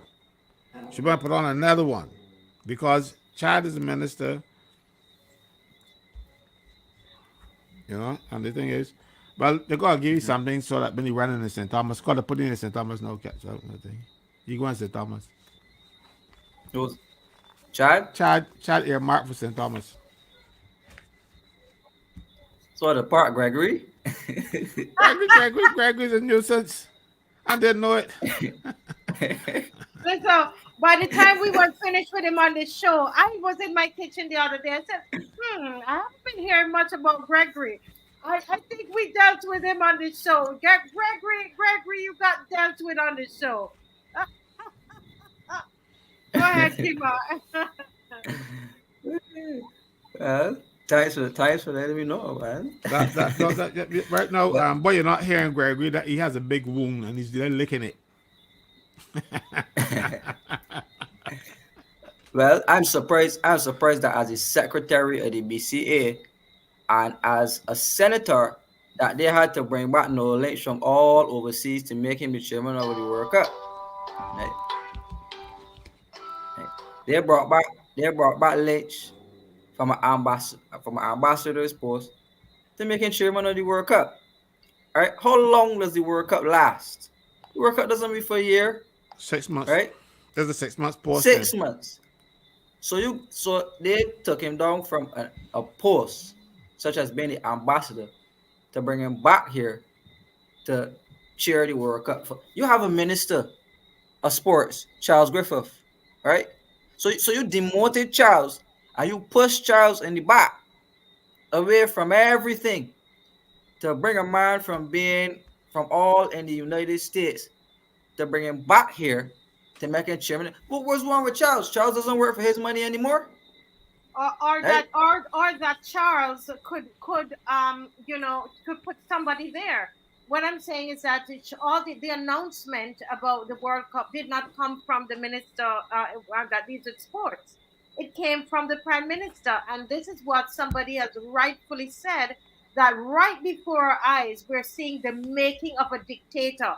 Why would she have over 7 ministries underneath her purview, underneath her care? Over 7 ministries and traveling like this, and now has a new international job. She's now chairperson of V20. We are right now, and then somebody made a comment, and I wish I could see it again, about the making of a dictator. There's a dictatorship being made in our very eyes. I have never heard of any prime minister in the Caribbean who is in charge of these numbers of ministries. I have never seen it. I've asked my friends in Jamaica and Trinidad, never. I don't know if anybody, Guyana, never. Culture, finance, economic affairs, water resources, public service, national security, planning and development. One individual who travels. It is no wonder the country is in the state that it is, Kimar, and people will not admit it. This prime minister is a failure. The reason the country is the way that it is because of Prime Minister Mottley. We need to begin to call a spade a spade. If he is in charge of that many ministries and nothing is working, my God, open your eyes and see it is her that is the problem. It's not the ministers. But back to you, Kimar. That's just my view.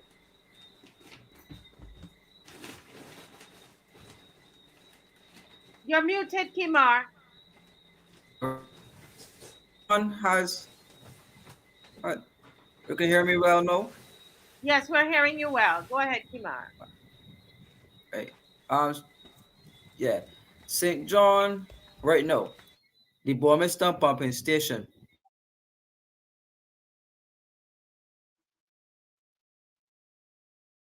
Okay, Kimar is stuck. Kimar is stuck. Okay, so he's having a little challenge there, but I think that people are beginning to see what is happening. Kimar is a little stuck there right now. Okay, you're back, Oh, now Kimar. we're good. Yes, you're good now. Yes, continue, sir. Right. Right. I was saying at this moment, right? Um, St. John has so many issues with water, right? Don't forget that Wilfred Abrams, right, went to St. John and told those people whose taps were dry for so long that your dry pipes may have a leak, right? And this was when he was the Minister of Water Resources, right? Mm-hmm. So after he did that, insulted all of those people in St. John, right? And I carefully remember because it was me and my team, people at Shaquani Hunt and Verla de Pisa. All of us went to St. John and we went up there and we gave out truckloads of water to the people in St. John, right? And we were on the ground and the people were telling us that St. John is a place that has no scarcity of water whatsoever, right? But for some reason, the water was not flowing. The water was off constantly, right? And when it did come on, the water was coming out all types of colors, right? Oh yes, and Adrian Bascom, he was there as well, right? So while we were there, we were speaking to those people, right? We did our thing. Soon after, Charles Griffith was appointed for the Minister of Water Resources, right? Today, the government put out a notice saying that the Bormiston pumping station will be off the grid and that the private sector will be the ones who will be responsible for supplying the people in St. John and St. George and those places with water, right?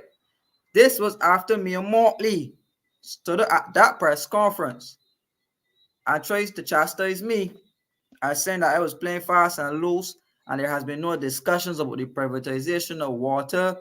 And if you want to her office, come and chat to her. And she just disavowed everything I had to say about the water authority. But no, she's taken the water authority under her wings. I wonder why. Because it's being privatized.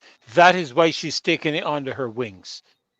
Okay, that is precisely the reason, because none of this is being directed from inside of Barbados. That is what we don't seem, I wouldn't say we don't seem to understand. I think we understand it. But she's taken it under her wings because the private sector, the waterworks, Barbados Water Authority is being privatized. That's precisely why she's done it. Yeah, but she said it. But she said it in the paper. She said it openly at the presentation that she made to the Chamber of Commerce recently. She said that the water authority is like a salmon top retriever. It's not doing what it's supposed to do, and it has to be restructured. But I told y'all that Santia Bradshaw was the one who left Barbados during crop over week when everybody was distracted and partying. She eased out of Barbados to go to the Netherlands and Europe. She met with the Dutch government, she met with the Dutch private sector, and she met with Dutch universities, right? And they got money from the European Investment Bank, right? And Santia came back to Barbados, and that led to the amendments to the Barbados Water Authority Act, which led to the same changing of the zones as well, right? That legislation has in the same legislation with the zones, which spoke to the rejigging, and they said that 3,737 hectares of land was freed up, right? Was freed up through the changes of this Barbados Water Authority Act. The legislation actually removed, because there was a commission, the Soil Conservation Commission. The land in St. Andrew was regulated by the Soil Conservation Commission, and they had an act that regulates the Soil Conservation Commission, right? What they did was to remove the power of the Soil Conservation Commission to rule over the land in St. Andrew, and they put it now to be a decision of the Minister of Planning and Development. And the Ministry of Planning and Development is in the Prime Minister's office. So now the Prime Minister has 3,737 hectares to make a decision on for investment. Right? So remember, Marcia, it was on this show that we spoke, me and Kazal spoke about it extensively, about the changing of those land zones and about the jobby water that they want to bring, and about the privatization of the Barbados Water Authority. And it was Santia who went to Europe to get the amendments to do it, because she is the one who tabled the act, right? I know the Prime Minister is now taking it over and gradually bringing it in, because they now have to replace even more water mains. They're now setting it up for the privatization of water, and they are now going to issue licenses to the private sector in Barbados, right? For people who want to open these treatment plants, these water treatment plants, right? Because they didn't say you're building large plants. They started legislation that you can have little mini small plants to treat this jobby water, right? And to allow the private sector now to be supplying this water to the households of people. And it was all in the newspaper recently. They're not even hiding it anymore, right?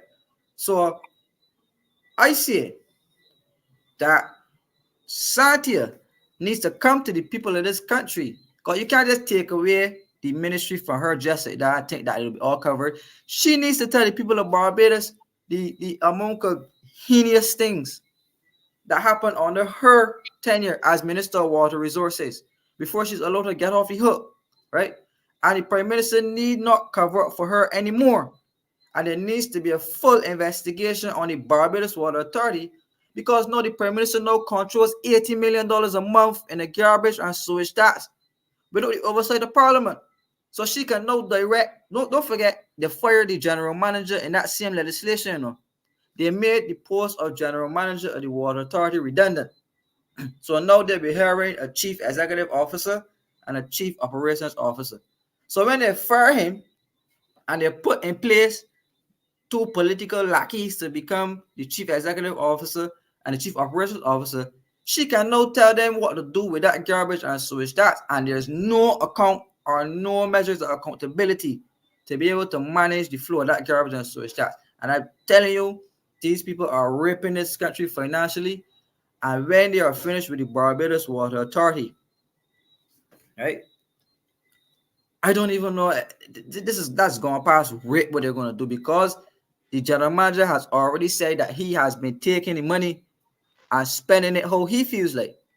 And only the Minister of Water Resources, in collaboration with the Minister of Finance, can give anybody any permission to be spending the taxpayers' money of this country, right?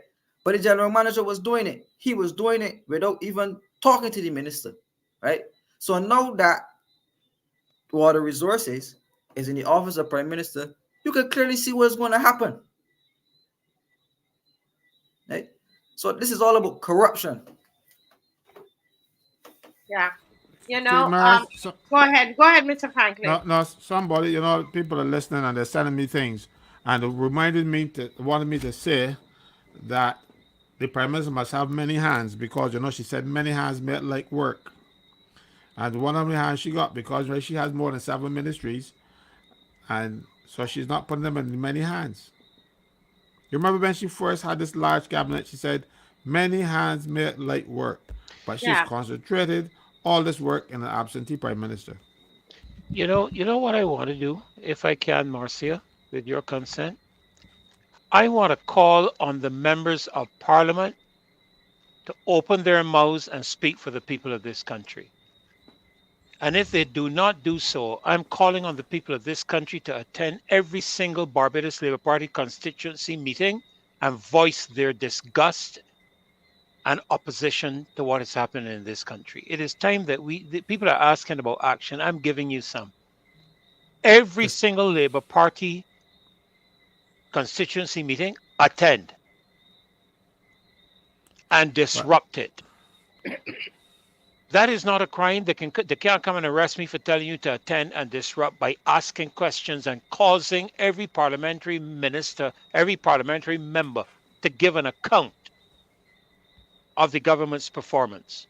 they still have And I'm constituency calling on meetings. every single member of parliament to speak on the behalf of the people of this country, from Ralph Thorne all the way back through. I've been looking while you are speaking about the members of parliament.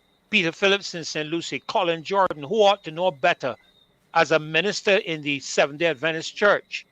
He ought to be one of the people taking a stand for what is righteousness, justice, and truth.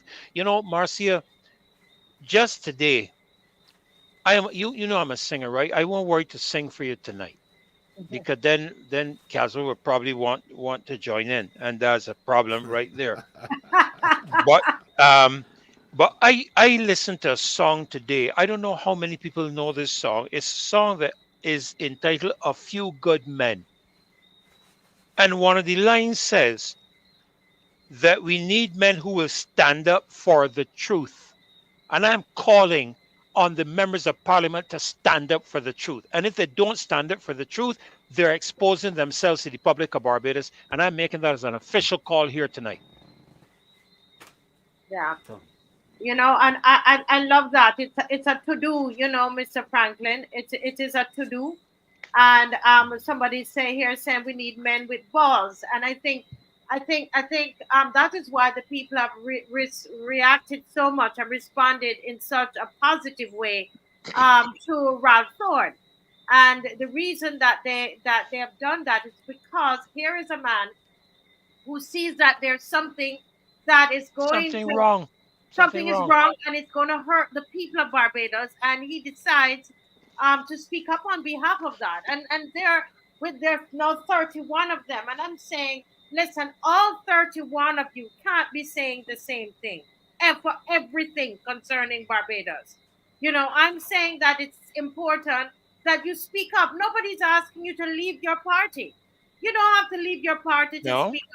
no. Ralph Starn is still a member of that party. You don't have to leave your party to speak up on behalf of the people of Barbados. I think that it's important, right? That you open your mouth and speak up. The people put you there.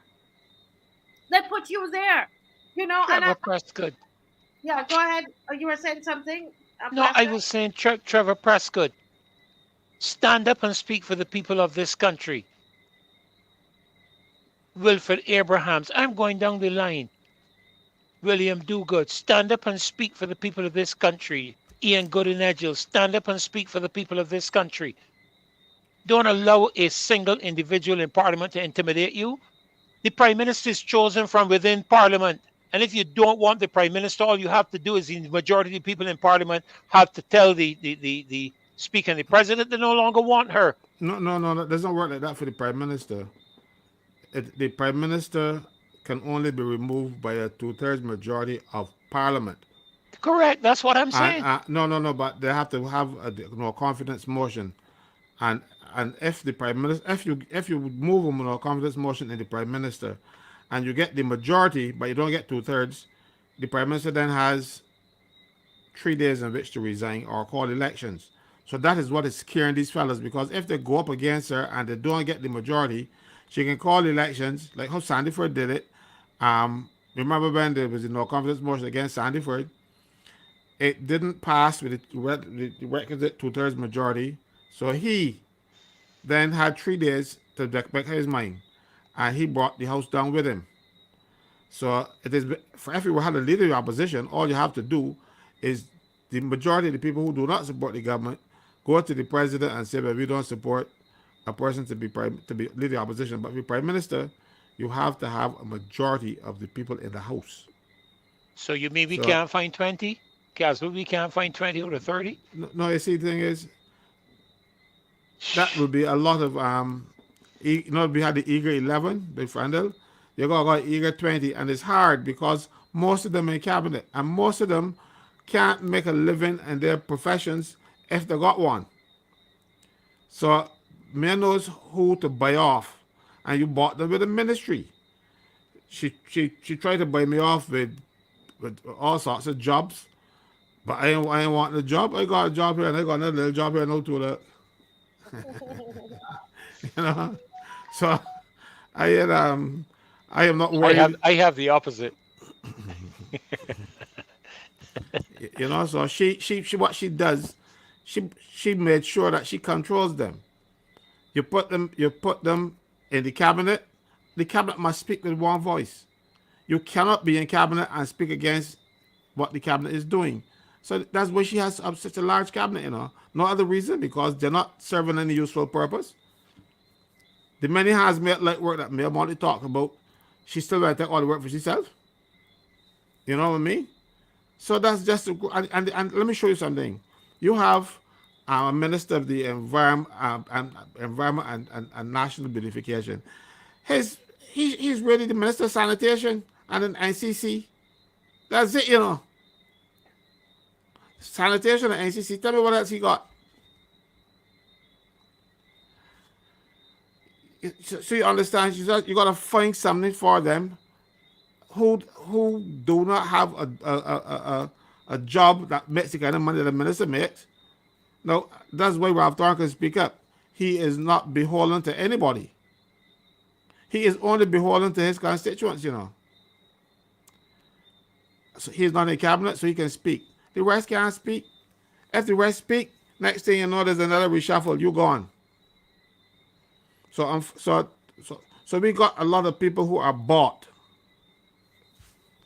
You know, we had Sonia Brown in the thing. She now is no longer there because she wants to sleep at night instead of having 2 o'clock meetings, Zoom meetings. Prime Minister ruling by remotely and want to wake up people at 2 o'clock. You know, for a Zoom meeting. That's the kind of nonsense we're having here. So people who can make their living by themselves, who don't need the Prime Minister to get them a big job, can leave. So they don't need the Prime Minister to make a living, so she can leave. Ralph Thorne don't need the Prime Minister. He's one of the very articulate, young, but I can't say young attorneys. He's my age, and we fellas want to say the age, but almost young people in Parliament. They can't. I don't see many of them touching him or coming close to him. So he doesn't have to be beholden to anybody. And that's what we get. So unfortunately, we have a cabinet of bought persons. Persons who cannot go out there and make a decent living, or the living that they want to make, or they would like to be in, they would like to make in outside the cabinet, so they can hold on. Yeah, you know, and that is why we are going out on Saturday, folks. Saturday, January 13th, 10 a.m. Massey Car Park, and we are marching concerning these IDs. The fact that the IDs are mandatory, and as you would have seen, the posters are going up. Everything is about to change. Saturday, January 10th at 10 a.m. Massey Car Park. Right? Who controls your data controls you. Whoever controls your data controls you. No to mandatory digital ID. Let people choose. It's always back to choice. Let people choose. Do I want to be pinned onto a system or not? So we are marching for data privacy and protection from hacking, because a lot of our ministries have been hacked. That's a fact. decentralizing of control of data, consent to share our information. We're still people. Yes? Transparency and accountability in data management. Option to use our national ID without prejudice or negative repercussions. I think that is normal. There have been cyber attacks on the QEH, the electoral records, commercial banks, credit unions, all kinds of places have had, cyber attacks. And we are saying, I think it is just and fair for us to say, listen, allow people to choose. Allow people to choose. Going digital, it's not that it's so terrible, but allow people to choose, make a decision on what they want to do, right? And we're going to be marching about this check, right? This check gate. And the Prime Minister said the case is closed. The people are saying the case is not closed, Prime Minister Martley. Right? You're not in a position to say that the case is closed. Right? The people are saying that it's not closed unless you're running a dictatorship. Yeah? Yeah? And we have seen and heard enough of the law to know that if it walks like a duck and it quacks like a duck, then it is a duck, right? And so we are going out January 13th at 10 a.m. Massacre Park, and we're inviting all of you, almost 800 of you watching. And we're going to ask you, those of you on, to like, please like it. If you click the thumbs up, there's only a few of you have clicked the thumbs up. Click the thumbs up, please. Those of you on Instagram, we welcome you. We can't even get to track you or count you, but we know that you're there on Instagram. I don't know if Kimar or somebody can check to tell us how many persons are watching on Instagram. For us, but there are people watching on Instagram. We're asking you to like. This is important. This is a movement that is happening. It is the people who are rising up, and they're standing up for change, and they are saying to the leaders of this country, you've been put there by us.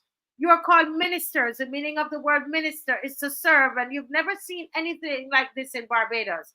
We are aware that it is unlikely. It is unusual. That's the word I'm looking for. It's unusual.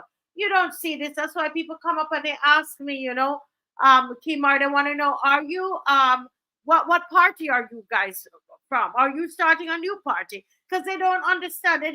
They can't understand that we can love our country and not be pushing party, right? We can be looking thumbs up, and we can be I'm reading this thing and then mixing up myself. Now we can love our country and not be pushing a party. Why? When did we get into all of that? That because I'm speaking about my country, it means that I am partisan. No, I'm not partisan. And that's why I'm asking everybody, if you're watching this and you need more Barbadians to get involved, click the like button. Click the like button. Click where you see the thumbs up, because we have some elderly people too who are watching. Yeah, Yeah, Marcel, I wanted to say something about that. To be honest, right now, my I ain't really come here. I'm not doing all of this because I want a seat in Parliament. I doing it because I love Barbados. I love the people of this country. I just want to see things go right. Right. Um. So my commitment here goes past just wanting to become an MP, a member of Parliament. Right. None of us here are elected, and we do a way better job than. Well, we don't have any opposition in Parliament, right? But we do a way better job right now than any person who consider themselves to be an opposition party. Right now, I am actually a member of the Democratic Labour Party, but if I'm being fair and I'm being honest, um, the Marcia Reed show for me is is the opposition, for lack of better words, right? Right now, the Marcia Reed show has been standing head and shoulders above any group in Barbados. Anybody who claims to be a leader of anything, right? Marcia Weeks, in and herself, does more representing for the people of this country, right?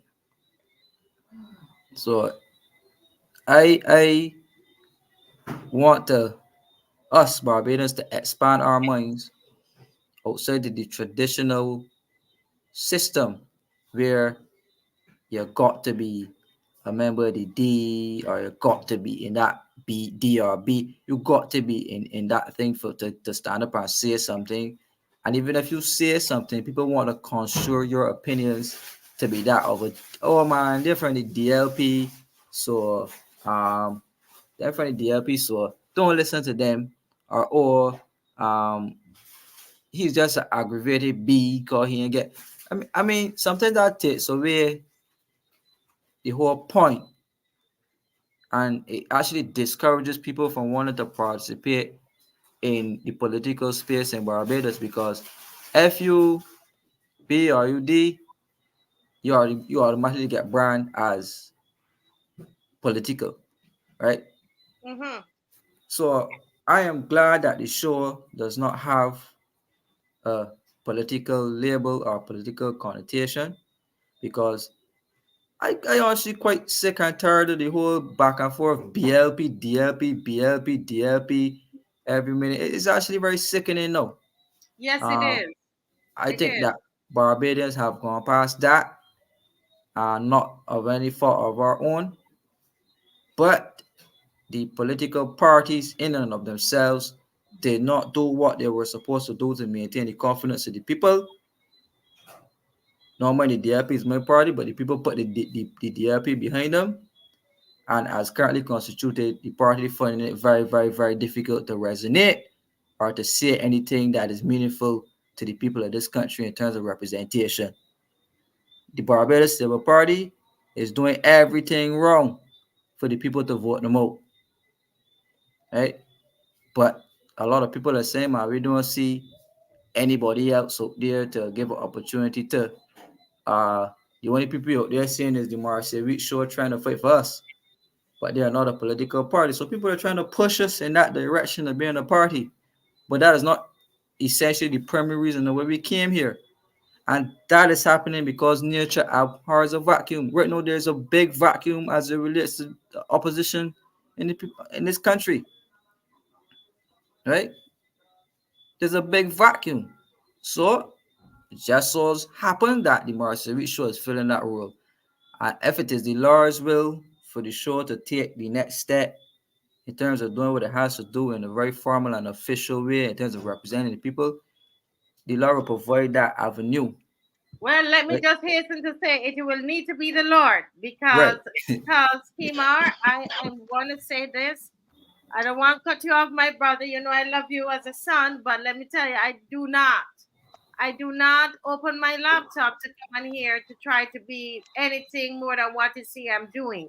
Right. I'm not paid and nobody's pulling my string. And I tell you till the day, but I'm telling you, nobody. And I say, I don't have any desire to do anything like that. And but I say if that were to ever happen, one of the things I would never do, I would never even take that money. I would never even I put that right back in the people. The what reason I'm living now without it. I'm living out now without it. Why should I look at the state that Barbados is in? I wouldn't even be interested. I'm telling you, I've left a big career to be doing this. You understand? In accounting. So I don't have any desire. I just want to put that out there very, very, very, very clear. Thank Yeah. you. But Marcia, I hear you, but sometimes the Lord puts you in a place for a purpose Yeah, and a but he reason. hasn't But put me. I'm but sorry. we'll see what He has for the future. But let me say this: I have said a long time ago on this show that neither the Barbados Labour Party or the Democratic Labour Party exist in Barbados as registered organizations. All 30 members of Parliament are 30 independent members of Parliament. There may be a part of the Barbados Labour Party, and those parties are governed by constitution scheme. We chatted about this recently. They're governed by constitution, but neither one of these entities are legally registered. You cannot take the Barbados Labour Party to court as a private individual in this country because they don't exist. The Democratic Labour Party is the same thing. Now, if you're a member of the party and you have the constitution bylaws of the party, yes, you can take the steps in the context of what would happen there. But the two parties do not exist in this country. And that is what people don't seem to grasp. If you walked into the registration office of Barbados, you will not find an entity registered called the Democratic Labour Party. Neither will you find one registered. That is why I am pushing for independent candidates in this country. I have traveled to Cayman Islands for now 17 plus years. And there was a time people in the Cayman Islands said that they would never be governed by anything other than a political party. Well, the last administration was 13 independent candidates out of 19 in a country where half the size of Barbados, a third or even not even a third of the population, less than a third of the population, the population is only about 80,000 or something like that in Cayman.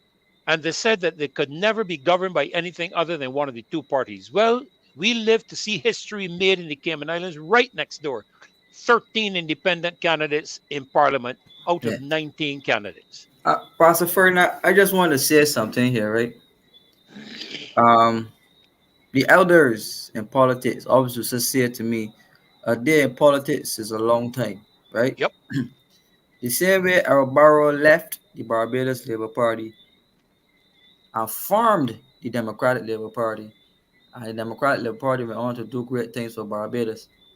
Let's just don't put it out of our minds that some gracious person could get a big turn of heart and leave, cross the floor from the Barbados Labour Party, and and and convince Barbadians that that person has a blueprint for the development of this country and get buy-in, lead it, and go on to do great things for the country.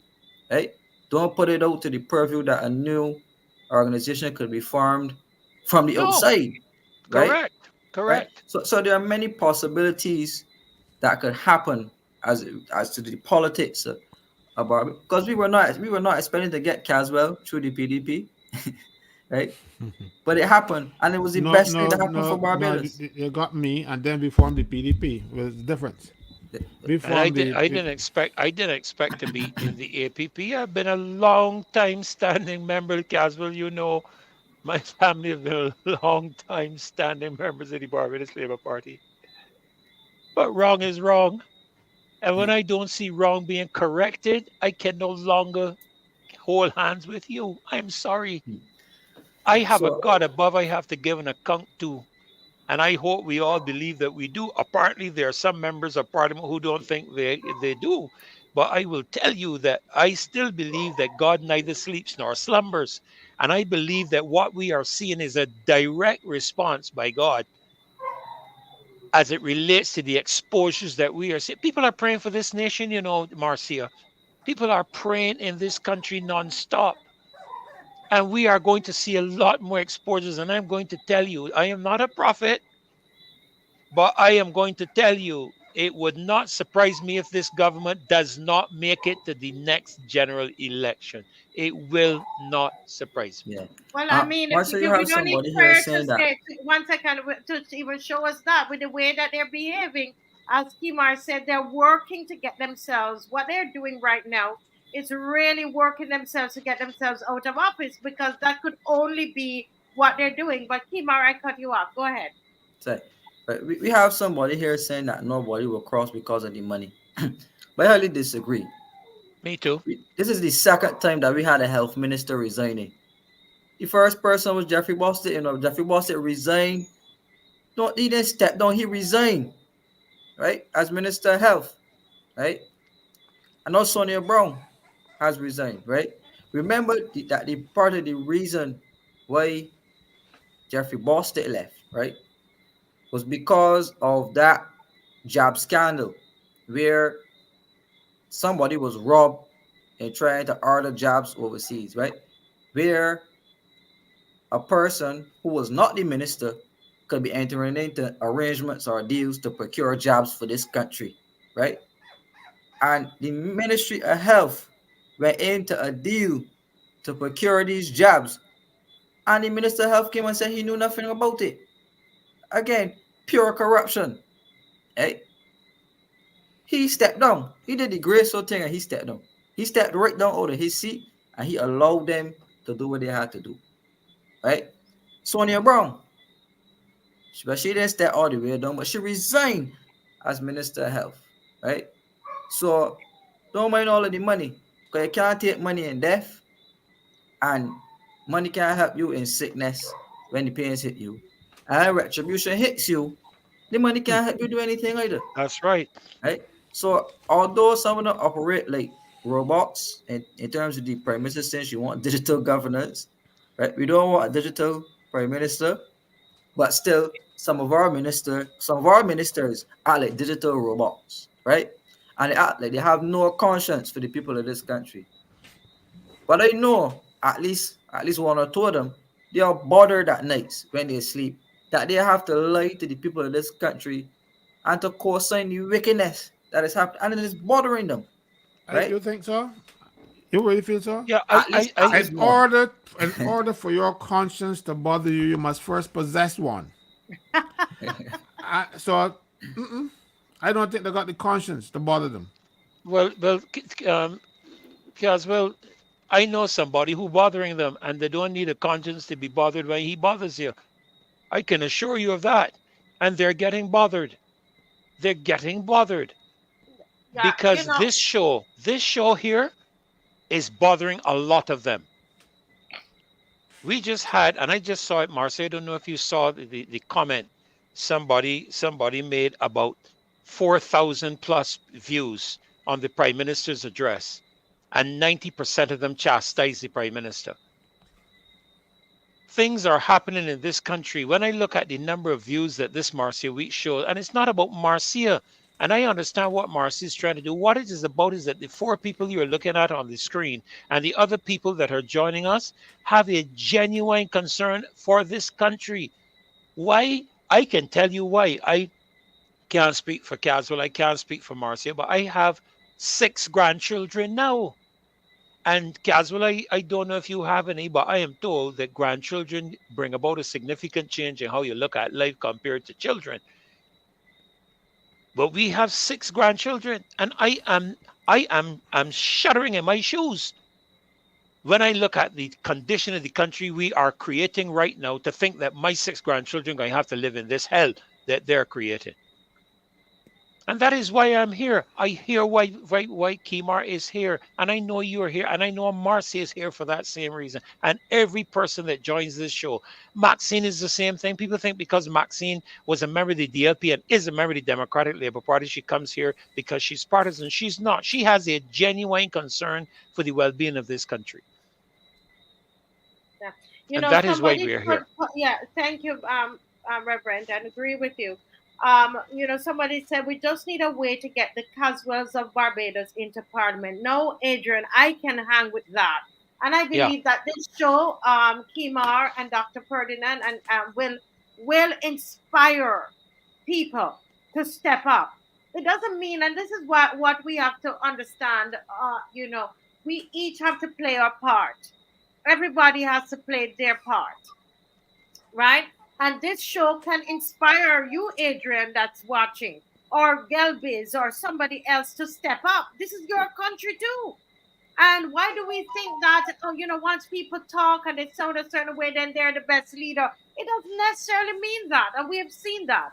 We've seen that in the prime minister that we have right now, who is blessed with that gift of gab, where she can speak and she can hold a room, and she has a strong presence, all of those things. However, is she a good leader? Is she managing the country well? No.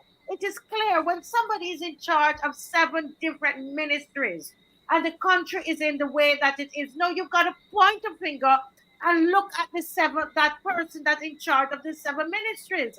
We have to begin to call a spade a spade. So I agree with Adrian that we need to get some Caswells of Barbados into Parliament. And that's one of the reasons that I come on here. And that's why I would talk about the DLP and say they need to speak up. I don't have anything personal against the DLP, which sometimes they somehow think that I do, some people in leadership, but I don't. When they speak up, I compliment them like they spoke up on this issue. and I've said it on a couple of the shows that that is good. But we haven't heard anything from the third parties. That's part of the nonsense. We've not heard from the third parties. They believe that they could just appear 2 weeks before elections. Huh? No, you got to show genuine care for the people. Not show, but with genuinely care. And you do not need money. Don't tell me about a budget, third parties or whatever you are. Don't tell me about a budget. You don't need a budget to speak up on behalf of the people, not with the technology we have now. We don't hear you and we don't see you. You do nothing. However, you're going to turn up and expect that people are going to, no. This is a different electorate. Part of our job, Mr. Franklin, and I know you agree with me, is to educate the electorate, to bring the electorate to a place when they begin to demand more from their leaders. Correct. A place where Absolutely. when we are going to determine, ask questions about who we are going to vote for. That's part of our job here. This is not, I see somebody said here, this gentleman who obviously he's really, really in love with what the government is doing, and that's fine. This show accommodates everybody. He said, do you all think that the government is bothered? Oh, come on. That's not the point about whether the government should be bothered. When today I was talking to Kimar, and when you have over 5,000 more people on welfare, Mr. Brown, any caring government should be bothered. I don't think Mr. Brown is supporting them. He is telling us that the government care what we say. Okay. Yeah, That's how we yeah, look at it. that's how I read it too. That's like he said that he's saying Yeah, that the government care what we say. in other words, we Yeah. can talk all the talk. The government ain't gonna be They in ain't care. bothered. You know when the Because government is going to get they're bothered? gonna be bought, yeah, just before elections. That's when the government can get bothered. Just before elections. The time for corned beef and sardine and biscuits has gone. There's no place in the future politics of Barbados for that type of political campaigning. That No, is but over. I'll tell you why we would like See, it to be over, but it is not sardines now. It is tuna, salmon. Right. no. What I wanted happened? to, It is deliberately keeping people in poverty. yeah, but We are Kazran, no, not giving. Go ahead. I will finish with anything. yeah, no, you say that, right? There's a dangerous trend developing about the future of Barbados, right? There seems to be this ideology that you gotta go a PhD in Barbados to make a Mhm, contribution to this country, mhm, mhm, Mhm. right? mhm, mhm. And if you don't need doctor somebody, you should shut your mouth and have nothing to say, right? Let me just say here and right now. The only certificate or the only requirement based off the constitution of this country to be elected to a seat, a birth certificate to prove that you are indeed a Barbadian and that you qualify. All Or right? a certificate of registration, or nationalization. That Good. is all you need. So At you so two you at don't $250, right? so you don't need the Barbados digital ID then. No, that is foolishness, right?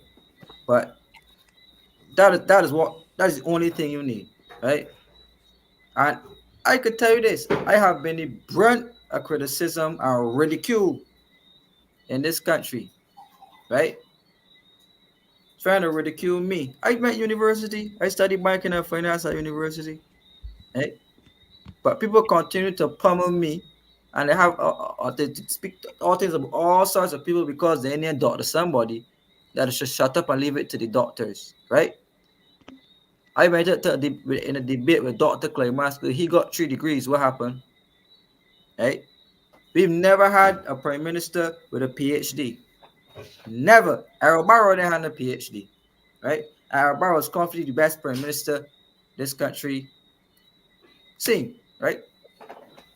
All the good leaders we had, they had a PhD, but for some reason, they got people in Barbados that believe that in this day and age, you got some type of PhD to enter representational politics in this country, right? And let me say right now, you could bring a man with 1,000 PhD, put in as a Castle Franklin, what gonna happen to him? Breakfast, lunch, and dinner. right? Send any of them to discuss with Marcia Weeks on issues. The same thing, breakfast, lunch, and dinner, right? Pastor Ferdinand, the same thing, right? But I don't like this conversation where we want to malign people, the same people that these so-called PhD people have to go into constituencies and ask people who can sometimes read or sometimes write, right?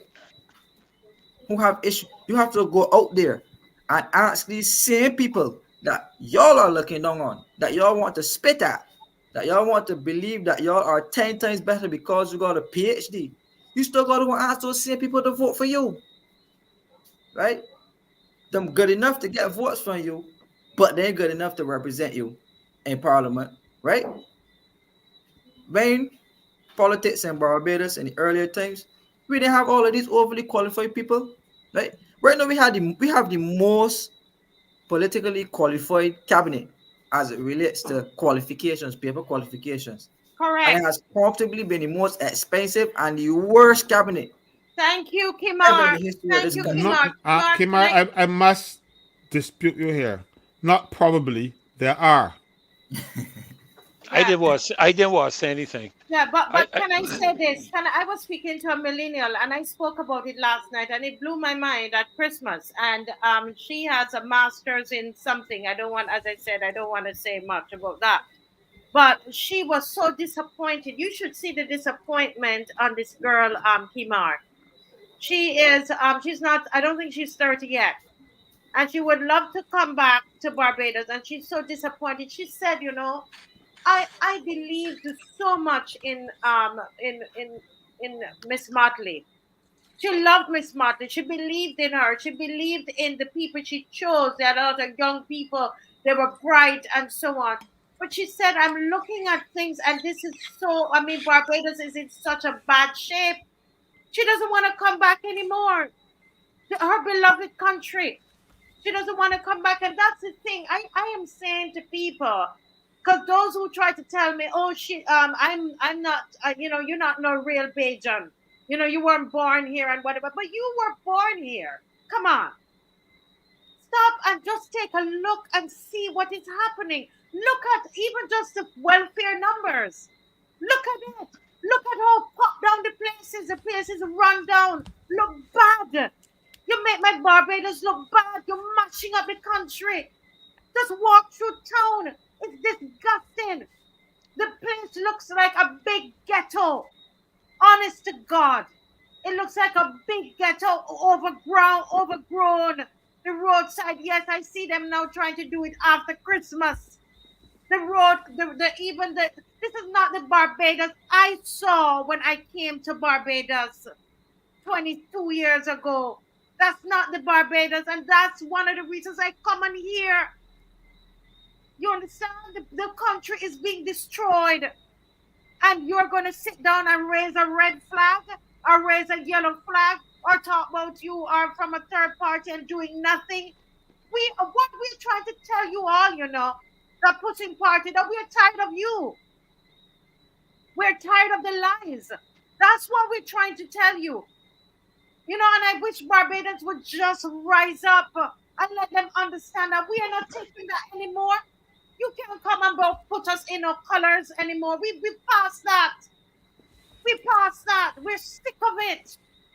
But Marcy, you're talking about a person who doesn't want to come back. But I'd like to tell you about the ones who want to leave because they don't see a future in this country for them. And I'm talking about some young people that I have spoken with, and they're ready to leave the country. If they had an opportunity tomorrow morning, they'd be on the next flight out of the country because of the mess that they see this place in at the moment. And these are not people in my age category. These are young people. Well, I mean, I'm young, I guess, but I am talking about below 30 years old that are ready to leave the country and go somewhere else.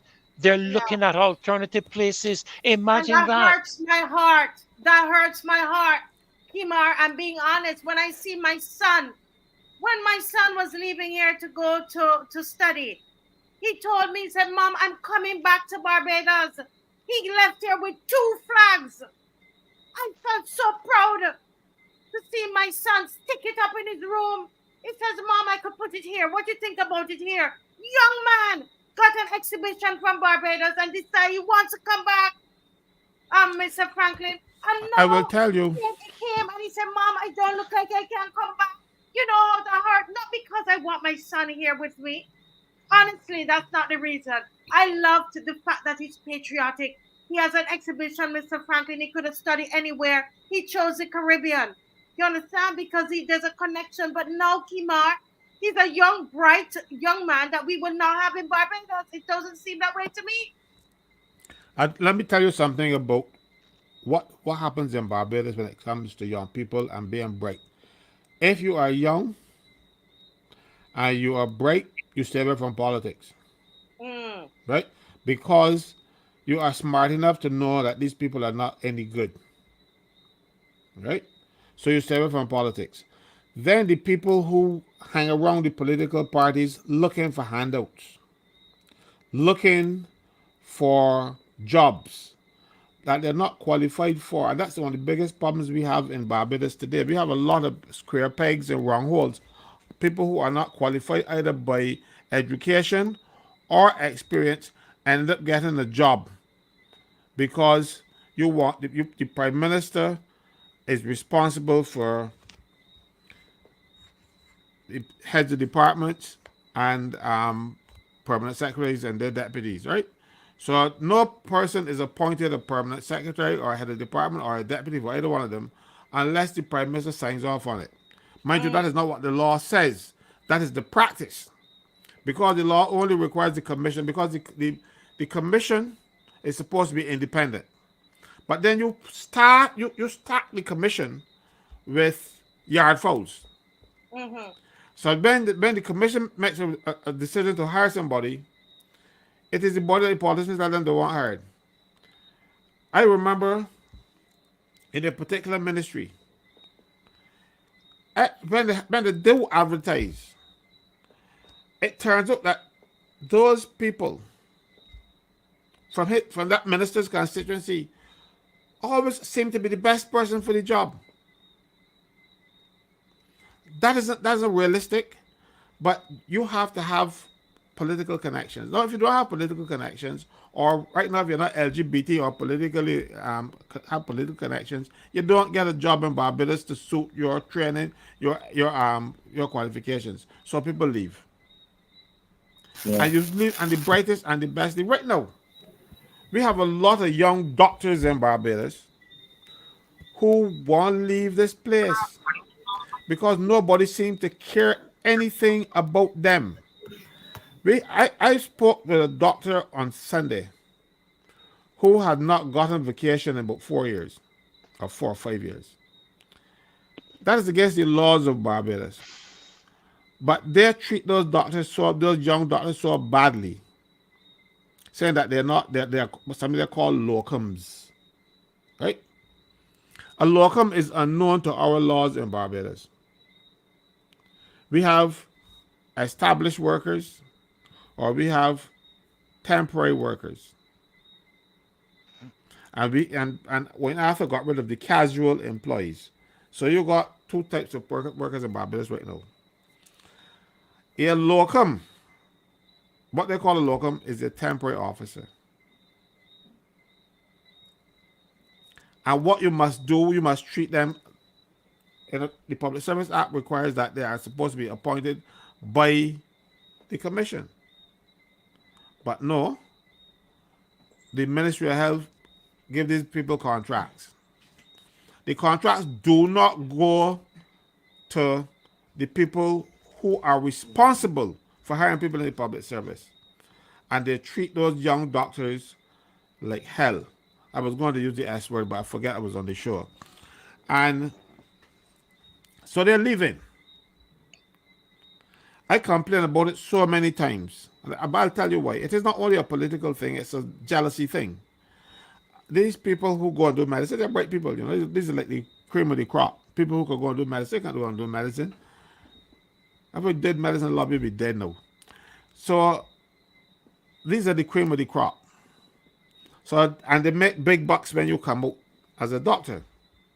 But the people who do their contracts and who do it are lower paid people who were just hanging in there. People who didn't have the kind of who take 20 years to get to where these people are now after they leave medical school. I thought in terms of salary.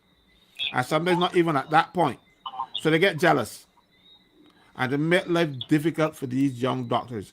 And as a result, we talking about, oh, we can have 24-hour clinics and all kind of nonsense in this place. May you go to 24-hour clinic and go to body there. I ain't talking about the body, I'm talking about the doctor. Doctors don't come. And you're going to go a nurse and then you got to send them over the QEH. All kind of madness because the Prime Minister comes up with these grand ideas without thinking them through and without caring about the people. Okay, all right. That's Miss Corbin, and she's coming up right after Caswell. Right, Caswell, yeah. So you are treating these young people very badly. So when they leave, they got a bitter taste in their mouths. They are not coming back. I have children, and I tell my children don't come back here because there's nothing here for them. I have Zoom, I got WhatsApp, I got FaceTime, so they can see me on any of those things. And when I feel like I will get a passport, because right now I got none either. I will get a passport, I'm going to look for them if I need to. But what about looking for the job? Because first of all, you got to be a politician to get a decent job in Barbados. And you will get that job even if you can't do it. And that is the main problem in Barbados. You got too many square pegs. And then the other aspect of it is you have, I hear the Prime Minister talking about, oh, the society is small, so you have to get the same people to do all this. Remember she said that during the press conference? That's a joke. The problem is you want people who are politically aligned. You want people who will follow the party line. So you will not get, like, for instance, we have Leslie Haynes, Chairman of National Insurance, Chairman of Electoral and Boundaries Commission, Chairman of a lot of other things. All right? But he's a motley acolyte. So they want people like him who will follow the party line and do what they want to do. I'm now hearing rumors that they will make him Chief Justice too. The problem with that is that the politicians now feel that when you have people like that, they will do their bidding. So you're not going to get a fellow who is going to be impartial because he might do things without fear or favor, and if the them is right, the right, that's the wrong, and if the B's right, the right, that's the wrong. They don't want anybody like this. They want somebody who will, the B's will always be right. Yeah, Marcel could get the say before Rose comes on. Yes, Quickly. yes. So take 2 minutes because Yeah. I promised Rose that he's here. Miss yeah. Corbin is here, okay? Right. I am here to represent for the underprivileged, the ostracized, the disadvantaged, the poor. I am here to represent the people who've made it, and I'm here to represent the people who cannot help themselves, Yes. who cannot speak for themselves, and who continues to be oppressed by narratives in Barbados that hold them down. And there's a large cross section of people in Barbados who leave school without CXCs, who leave school without degrees, who leave school without traditional education, right? So I'm here to represent for them. So I am saying these people ought not to be excluded and having a say, even if they want to represent in parliament. Because I personally know some of the best businessmen in this country, top businessmen, and the only certificate they have is a birth certificate, right? So I am categorically saying it tonight.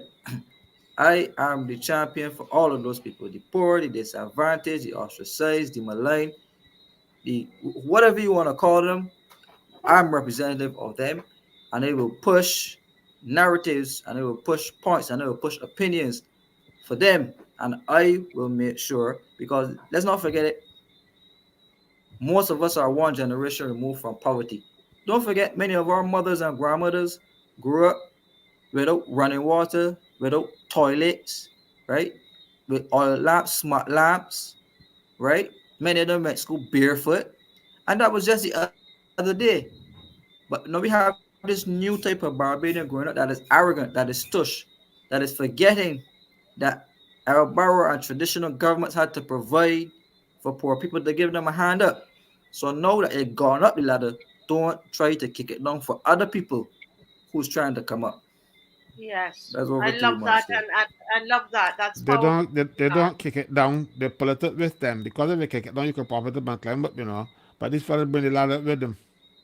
Yeah, it's So, sad. But let's go to Miss Rose Corbin is on. I hope we got the right hello, Dr. Rose, Dr. Mrs. She's gonna tell me she's not a doctor. Mrs. Rose Corbin. Good evening. How are you? Good evening, Marcia. I'm well. And you? We're Hello. doing well. We're doing well. But I think we're highlighting the wrong person. I know you wanted us to play a video.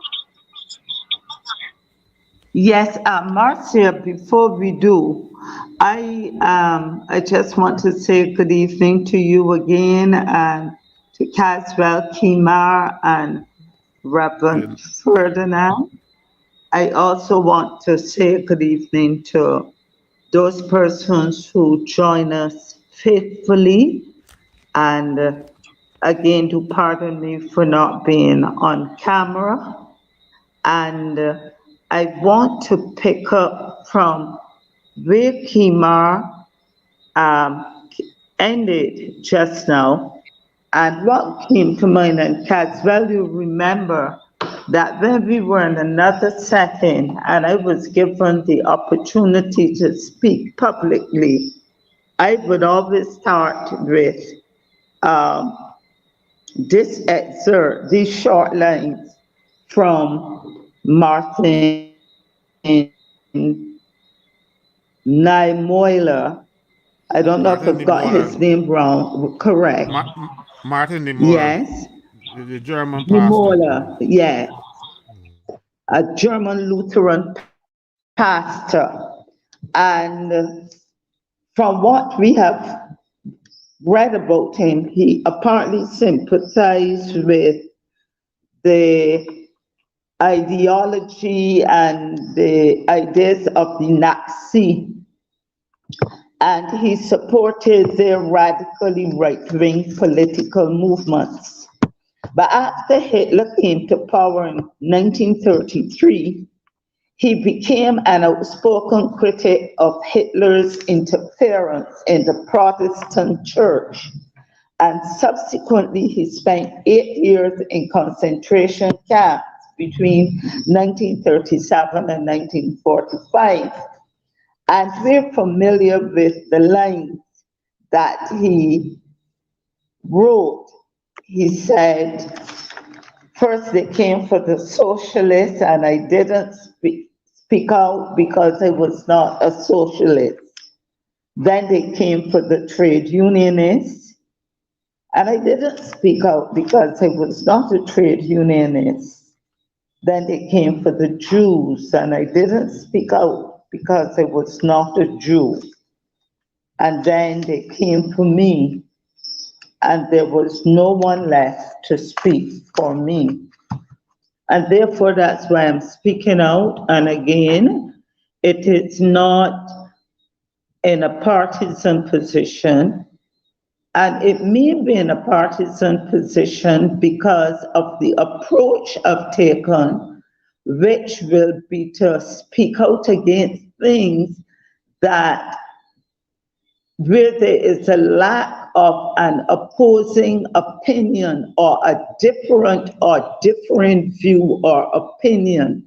And that's why I am here, because I have to speak out. I speak out for those who would want to speak out, not because they are afraid, not because they are afraid to do so, but they will jeopardize their jobs, they will jeopardize their pension, they will jeopardize the opportunities that could be theirs if they speak out especially in a nation like Barbados. Therefore, I have chosen to speak up for those who would line the streets when we walk and give us the thumbs up or the nod. And you can see in their eyes that they want to join us, but there are hindrances and barriers, mainly political, that hinder them from doing so. That's why I'm here with you, Marcia, with you, Caswell, with you, Kima, with you, Pastor Ferdinand, to share. And I want to pick up, Marcia, from last night. I have had time today to rethink and ruminate on what prompted me to speak last night. And I must say that my position has not changed. My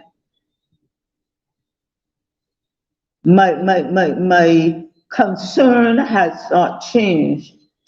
In fact, it has intensified, and it has become more determined to speak. I've become more determined to speak to this matter, which I drew to the attention of ourselves last night. So may I ask you, Marcia, to please share that clip for us. I hope that we can get it done better than last night. Thank you.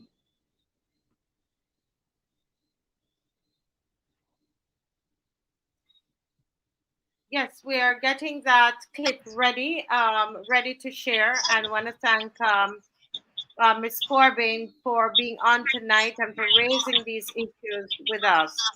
So we're just getting that ready to share. Let me see if we're ready. I should advise that in May of this year, Barbados will be taking over from Ghana the chairmanship of the V20 countries of the world, vulnerable countries, a global partnership of 68 countries from Africa, Asia, the Caribbean, Latin America, and the Pacific, which are disproportionately impacted by the consequences of the climate crisis.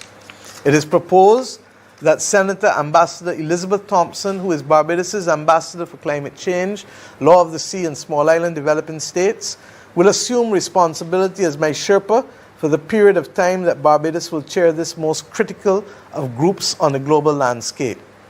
This appointment should be seen as supporting the transformative agenda that the government has framed for our development. Particularly, it is driven by my personal need to broaden the participation of competent persons who can assist me in sharing the burden of international responsibility. Indeed, our outstanding participation internationally has made the difference in our capacity to attract the kind of international assistance to overcome many of the challenges that have caused others in similar circumstances to crumble. We have assembled a great team, and I want to thank Professor Avinash Prasad, who has served and who is now going to the Inter-American Development Bank to advise the president of that bank on these matters of climate crisis. But at the same time, citizens should appreciate that there are times when there is simply no suitable candidate for someone who carries a high responsibility to lead. My oversight of the transformation, however, on the ground is always important, and the external interactions that I may have will not at any time take me away from local issues. As Sherpa, Ms. Thompson will do some of the heavy lifting for me, but rest assured that when I am outside, even when I have to go outside, technology has made it possible for oversight to be maintained every minute and every hour, even if the victim is asleep, as you know. Rest assured, pun not intended, I will not take my eyes away from all that is happening in Barbados, even when I am off island.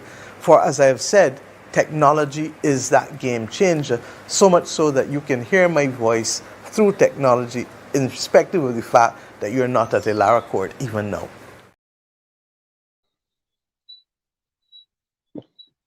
Thank you, Marcia.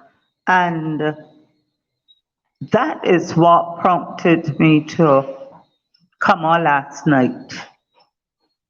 My reaction to that is that, and again, for those who were not here last night, I made the point that in 2018, when the Prime Minister, she was the leader of the opposition at that time, led Barbados into elections. No, not Barbados, the Barbados Labour Party into elections. She did so proposing that she was the one to lead us out of the calamity, the downgrades, where we had dropped, where the economy was, where the country had landed, the failure of the DLP. And she came in and was voted in, and I gave the figures, 73% of the voters gave her 112,955 votes, compared to the 22% given to the DLP, 33,551, and 5% to the others, independent or individual, 7,232. And that was supposed to be, as usual, 4 to 5 years of governance.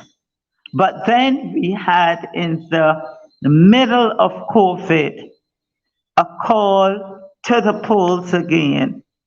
And in 2022, this time lower voter turnout, and it was attributed to COVID, etc. But these were the same people who were going to supermarkets, doing their own business in the midst of COVID. But we had a lower voter turnout, and 78,720, that's 69%, voted against for the Barbados Labour Party.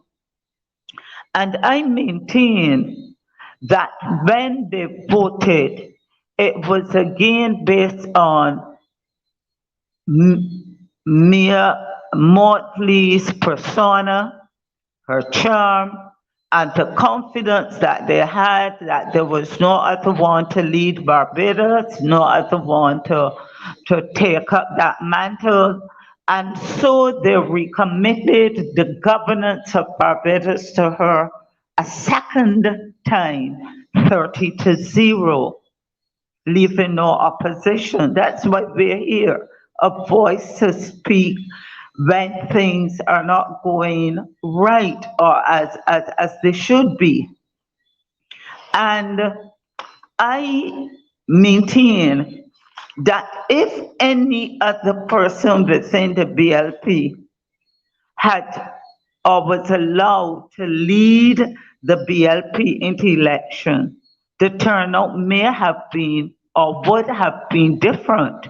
Who knows? The BLP may not have won the government or with reduced numbers, but it was based on the charismatic narrative, promises, glossy manifesto, gifts, etc., pioneered and led by Mia Motley, who is now the Prime Minister.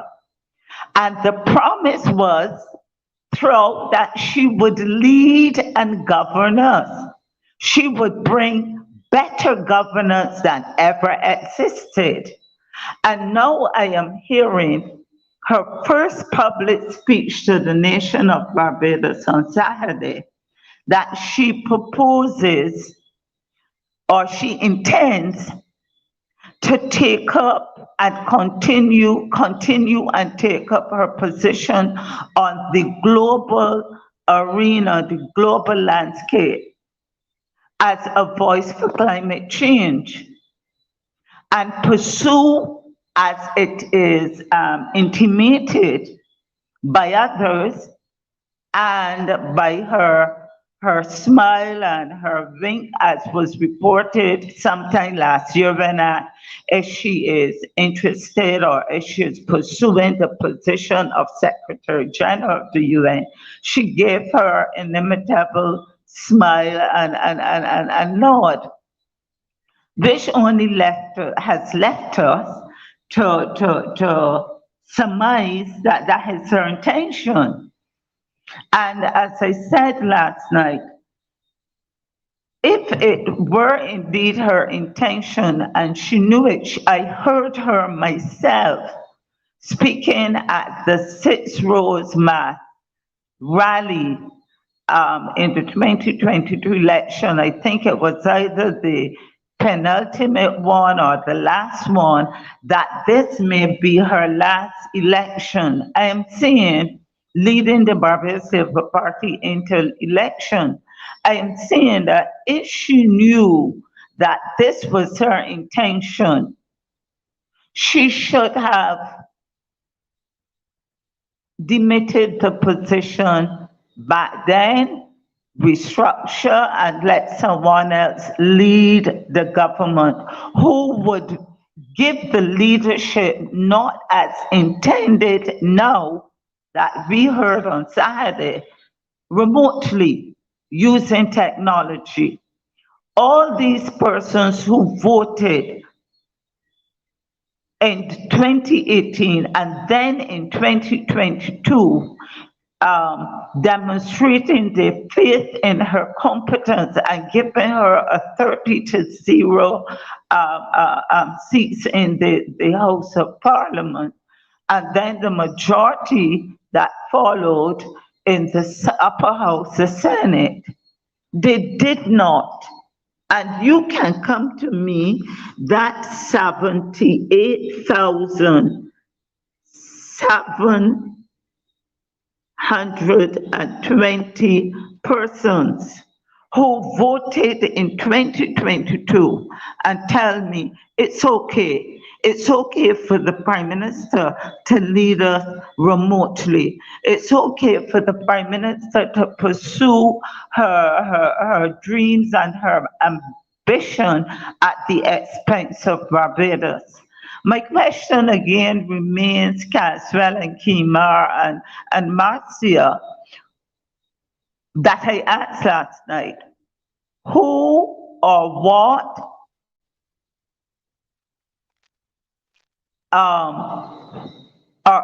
is funding these activities, these frequent travels, these what entity supports it? Where are the funds coming from? Should it, I don't know, Caswell or Kimar, should there be some declaration to the public of Barbados? Look, we're not delving into the scarce resources that we have at our disposal. We're not delving into the monies from the IMF or IDB, but this money is coming from my personal pocket.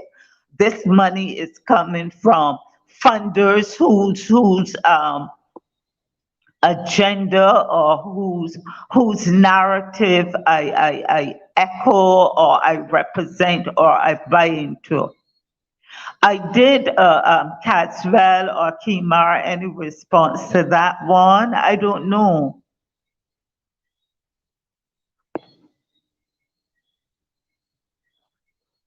Hello? The Prime Minister travels without disclosing how she gets there and how much is paid. And this is another, these are things that should be budgeted. But the Prime Minister has 30 seats. There's nobody to challenge her. And this is what the Barbadians wanted. They gave her 30 seats. So she traveled, and I'll tell you, you are not supposed to travel. But let me put it this way: a civil servant is banned from taking reduced or free travel. So if if a permanent secretary can't do it, if an admin officer traveling on behalf of the government can't do it, why should the prime minister do it? Same thing with Santia's check. You know, a permanent secretary receiving that check could be dismissed from the public service. The admin officer, a principal of a school that takes money in his name from, they can be dismissed from the public service. But yet still you can have a deputy prime minister doing it. And now we have a similar thing with the prime minister traveling all about the place and nobody knows, or nobody to come. And sometimes she's traveling with 18 and 19 people. That's costly. And each of those people have to get per diems. Per diem is spending money for the day you get. You know, in addition to they pay your hotel, they pay your cost of travel, and if you gotta get a taxi, they pay for that too. And then they give you some extra money to spend.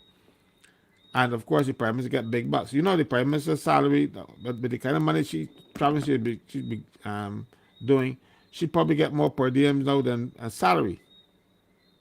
So what? So, but it should be disclosed. In England, it is disclosed, right? And we are supposed to come from that tradition. But I keep telling people, the Barbados governance is a parody of the Westminster system. It is not real. It is like I'll give you an example. You go to the House, and the bill goes into committee. People go into committee, and people say, "I beg to move this bill that clause 1 stand part." No. When you go into committee on a bill, the people debate it in England. Here we have the show. So our government and our thing is not even intellectual. It is just a copy, and not even a good copy. And even with the finances, you know, I was saying earlier. I don't know if you have heard it before, Rose, but the prime minister hires people just like that, and then of course now you will see it turning up in the estimates as that contracts for services and all kinds of stuff. I don't know who gets them, because the estimates is even a real joke. I'll give right now, the major unions get money from the government every year, right? But you have never seen it in the estimates. What the government does, they give this money to the budget for the Ministry of Labor. And then they say grants from the Ministry of Labor, but that's who they give the grants to. Those grants come from, those grants go to the unions, BW and UPW. So, and they say it's for training. They don't train anybody. The Labor College shut. So they haven't got the money, but they still get it, right? And nobody accounts for this money. So when you see this system where the prime minister, like, watch how different they are. In the United States, the president pays for his food. You know, he's paying rent for living in the White House. We got a prime minister who lives in the lower court rent free as part of her remuneration. And part of her remuneration comes with a staff at the lower court. Because if you had to pay for it yourself, the butler and all of that people would be out of your pocket. No, it is not so. It's all that comes from the government funds. All right? And then you talk, and then you bring in a lot of unnecessary people. Like, for instance, I talked about Jessica Odell earlier when she said that she came to black the prime ministers here, or whatever this is supposed to be doing. And she was getting 8,005, and now since the prime minister will not sit still to get her hair plaited, they changed her to something protocol, and she gets 12,500 now. So right now, Barbados government abuses the system and take up our money without accountability. And I don't see the Auditor General talking about that. He's talking about everything else, but he don't talk about the wastage of money or the accounting for it when the prime minister go there and spend it like it is hers. So God Only God and the Prime Minister knows how much money she spends and travel.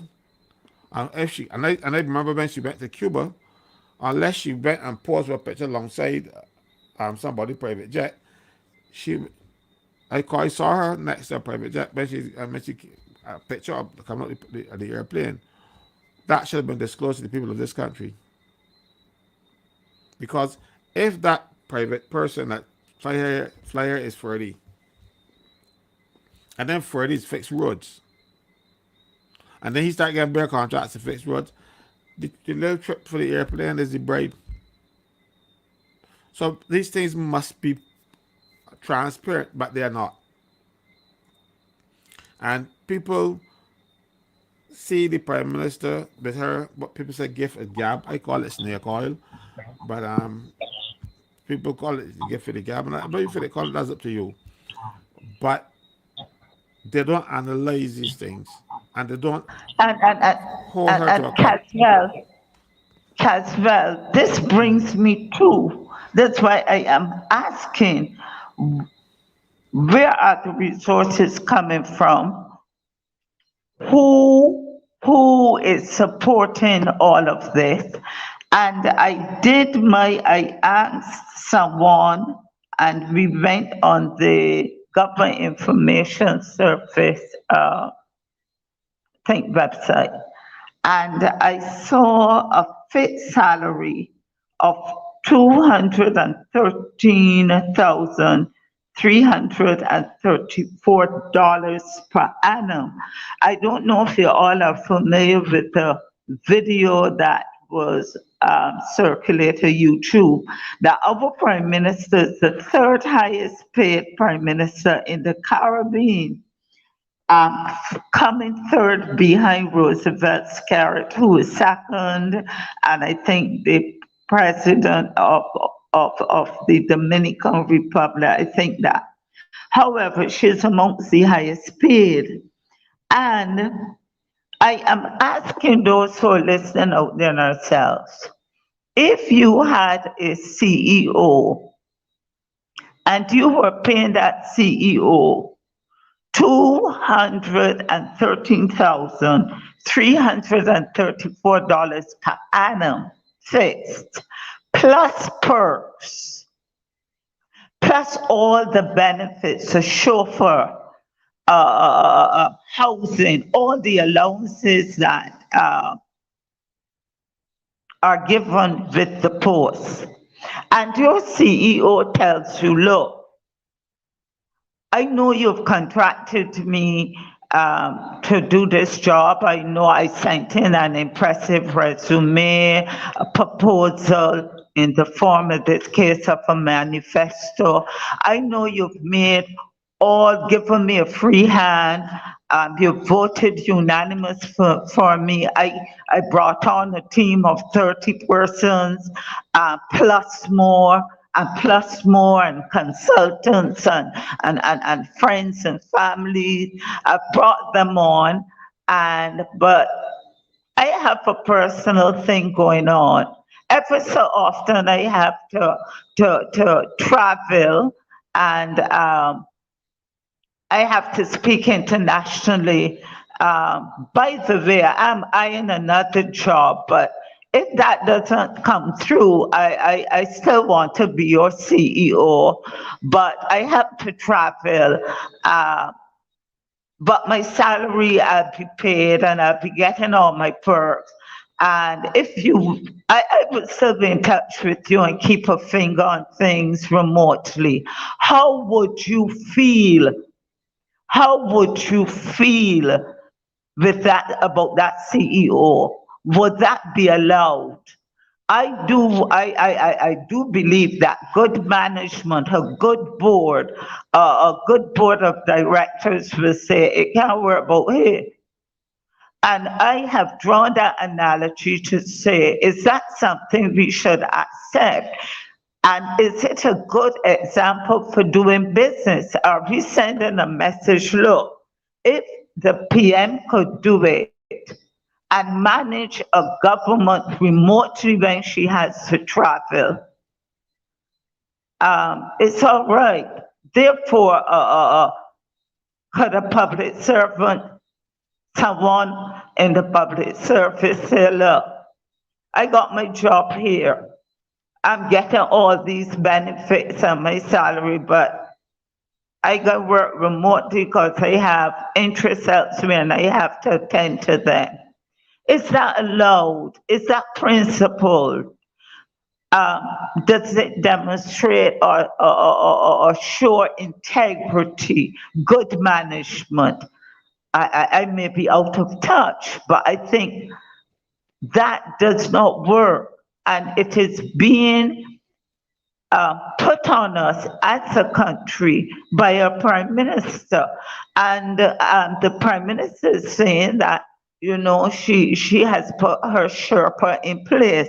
Well, I kind of knew who or what is a Sherpa. And for those who might not be too sure, a Sherpa is a civil servant or diplomat who undertakes preparatory work prior to a summit conference. And I'm asking if there aren't Sherpas in the government, civil servants, technocrats who can undertake that role and not being assigned, I believe, to another high-paid person as this Sherpa who is being appointed to do the heavy lifting. If I do remember Selvin Hart, one of my students at Ebenezer School when he was a little boy, tell him that the S in his name is Otame, taught him how to form that S in infants airborne. Selvin Hart himself was a Sherpa of sort, a technocrat that at the end of his tenure, he was, it's not true, Caswell.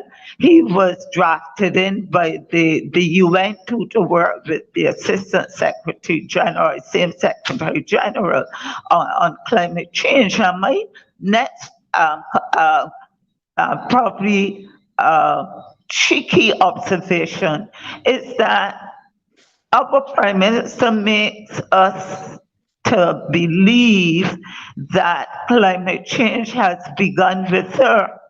But my research shows me that scientists were speaking about climate change around 18 something. It's not new, but this is the latest bandwagon to take you there, to hook you, to be hooked up to take you.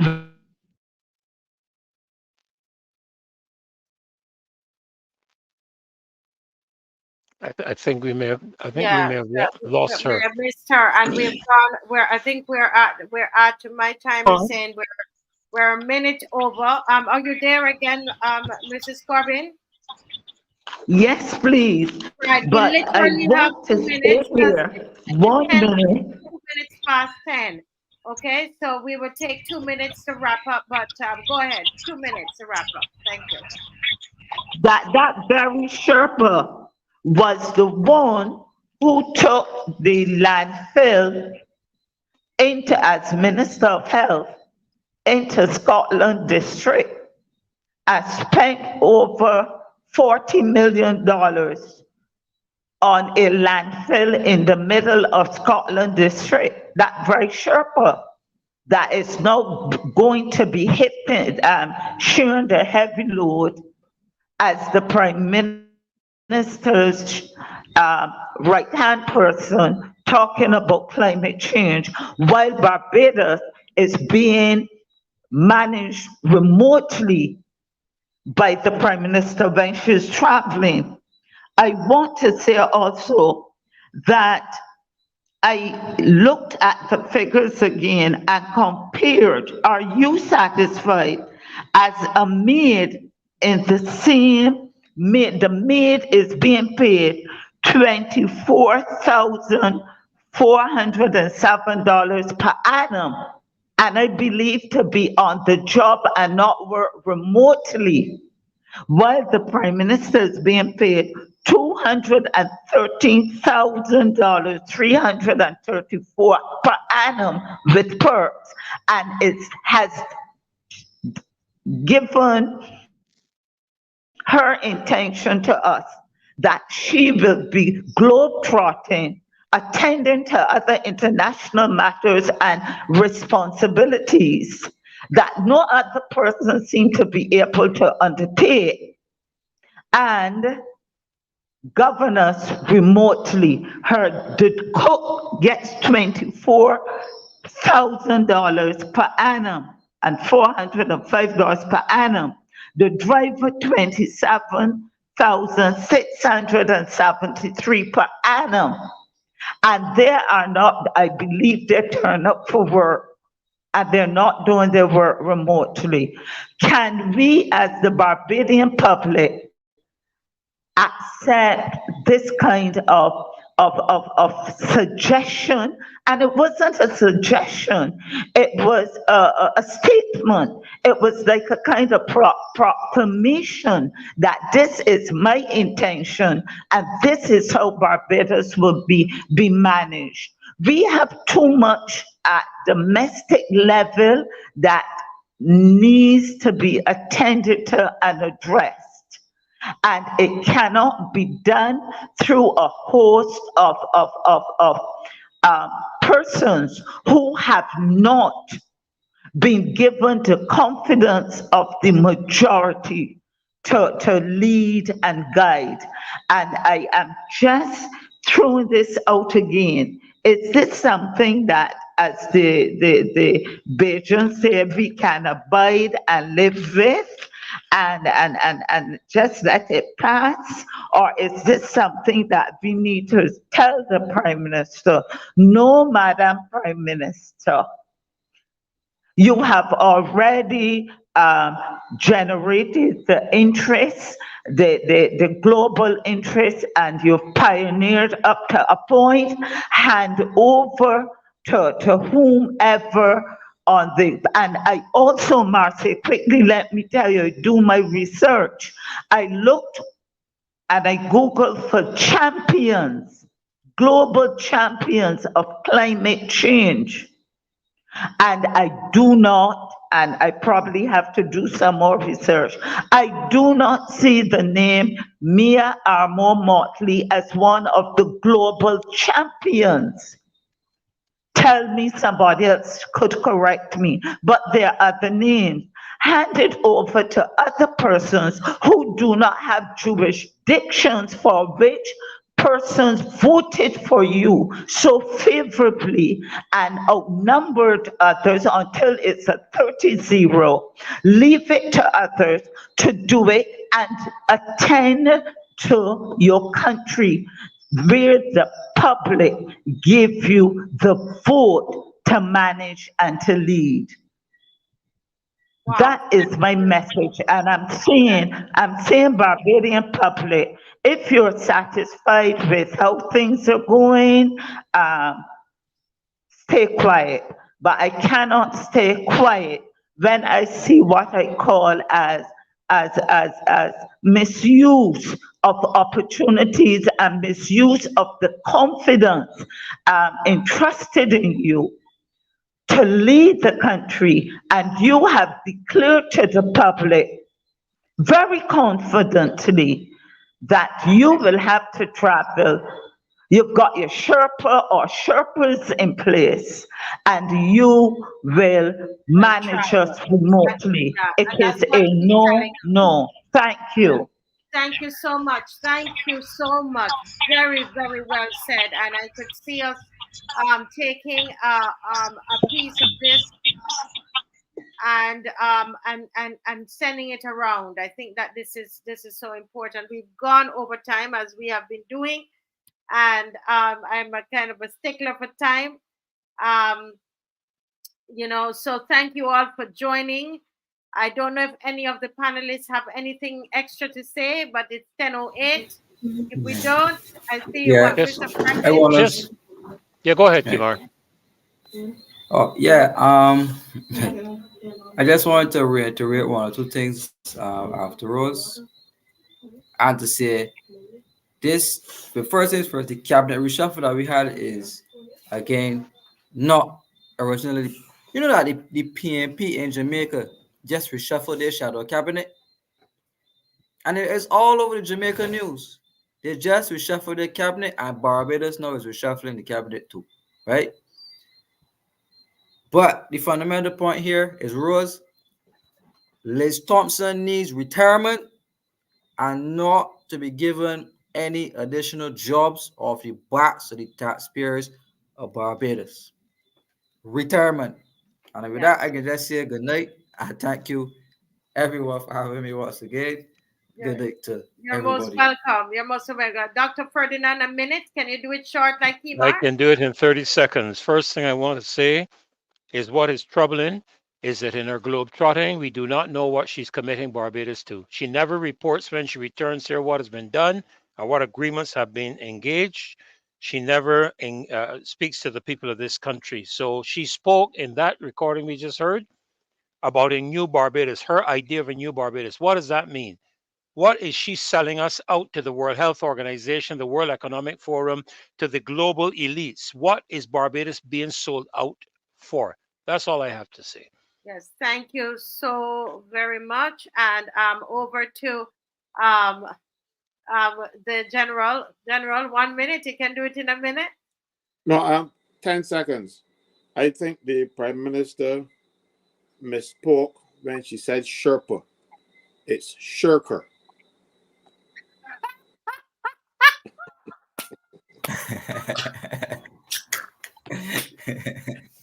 Listen, Good night. That guy is so much trouble here. listen, I need to go. We need Telegraphica. We need to have something on that. We need to see the two of them, and then we say Shirker. All right, okay, all righty. Good night, guys. It's been Good night. blessed. See you on Good Wednesday. night. Good night. On God Wednesday, bless. we're going to have the Guyanese, the Honorable Coretta McDonald will be on with us as well, telling us about Guyana. So bless you all. God bless you. Fantastic work, Mrs. Corbin. Kimar, great to see you again, and your contribution was stellar. Pastor and Dr. Ferdinand Nichols, amazing. Great to have you. And of course, The general. Councilman Franklin, thank you so much. Thank you so much. Thank you so much for being strident and being, continually working and bringing information to us. God bless you all. We love you all. Bye-bye, Barbados. Bye-bye. God bless. Good night.